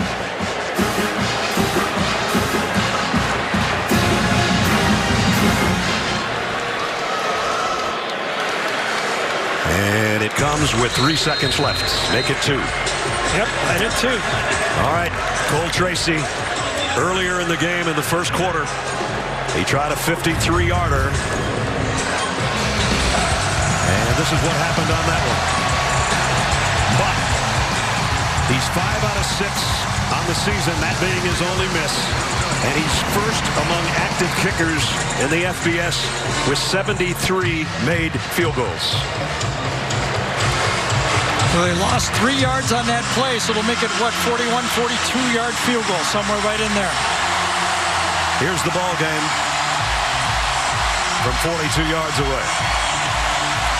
Josh Grodin is the holder. Blake Ferguson will snap it. If it's good, they go back to the Bayou. First place in the West. Can Auburn get a push and get their hands up? Cole Tracy to win it for LSU. Kick on the way, and it is dead center. And the 13-game home winning streak for the Tigers has ended.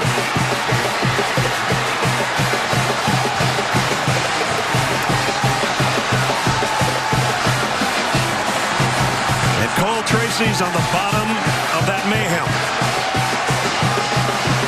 Really good football game.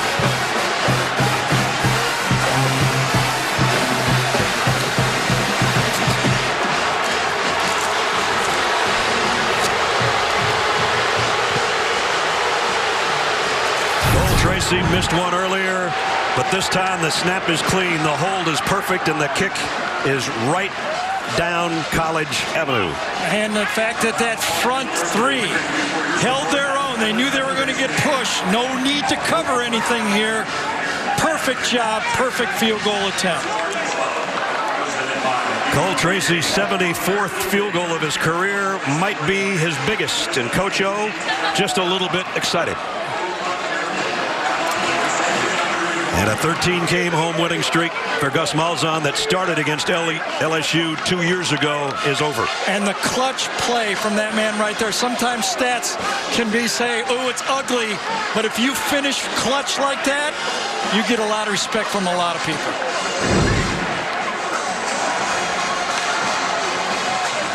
Cole Tracy's going to be the big man on campus back in Baton Rouge tonight. Let's go down to Jamie.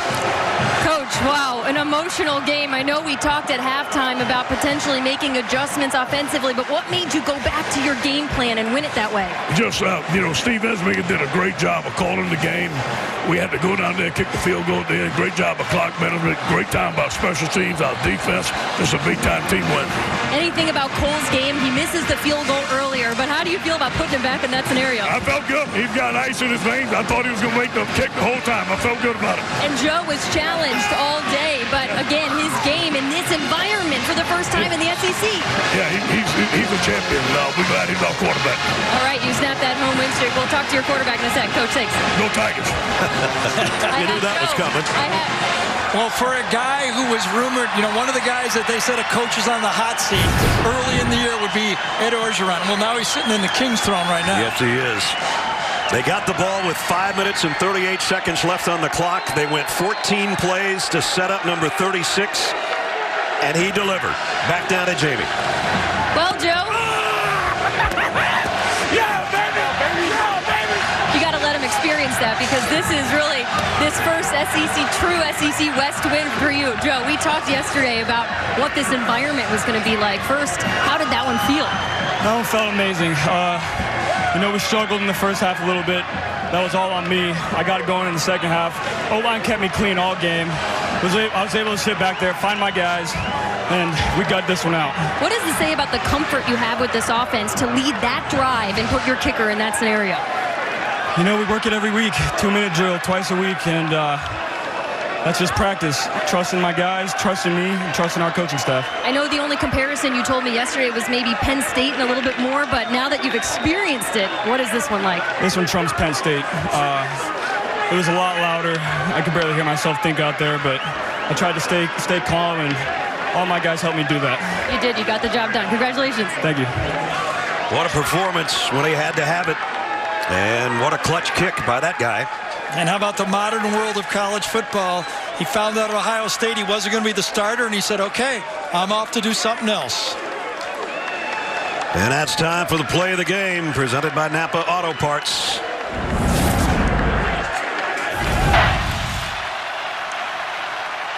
You got to have a good snap, a good hold, and a great kick. That's all three on the Napa play of the game. And here's how Chris Blair called it for LSU. Tigers trailing Auburn 21-19. Here's the snap. Placement is down. Kick is up. Line drive kick, and it's good! Tigers win! Tigers win! 22-21! We knew the Tigers were going to win one way or another today. In this case, it happens to be the Tigers of LSU. Huge win on the road. They take that step toward the SEC West where they want to be. Another big one coming up tonight with Ole Miss and Alabama. But coming in ranked 12th in the country, they just picked off the number 7 team in the nation, and I'm assuming they're going to move up in the polls next week. The ride of his life for Cole Tracy. What a game. Glad you were with us. Should be just as good next week in Tuscaloosa. That's going to wrap it up. For Gary Danielson, Jamie Erdahl, Brett Nessler saying so long from Auburn. Final score, LSU on a last-second field goal wins it 22-21. A thriller in the Tiger Bowl at Jordan-Hare. College football postgame show is up next after these messages. So long from the Plains.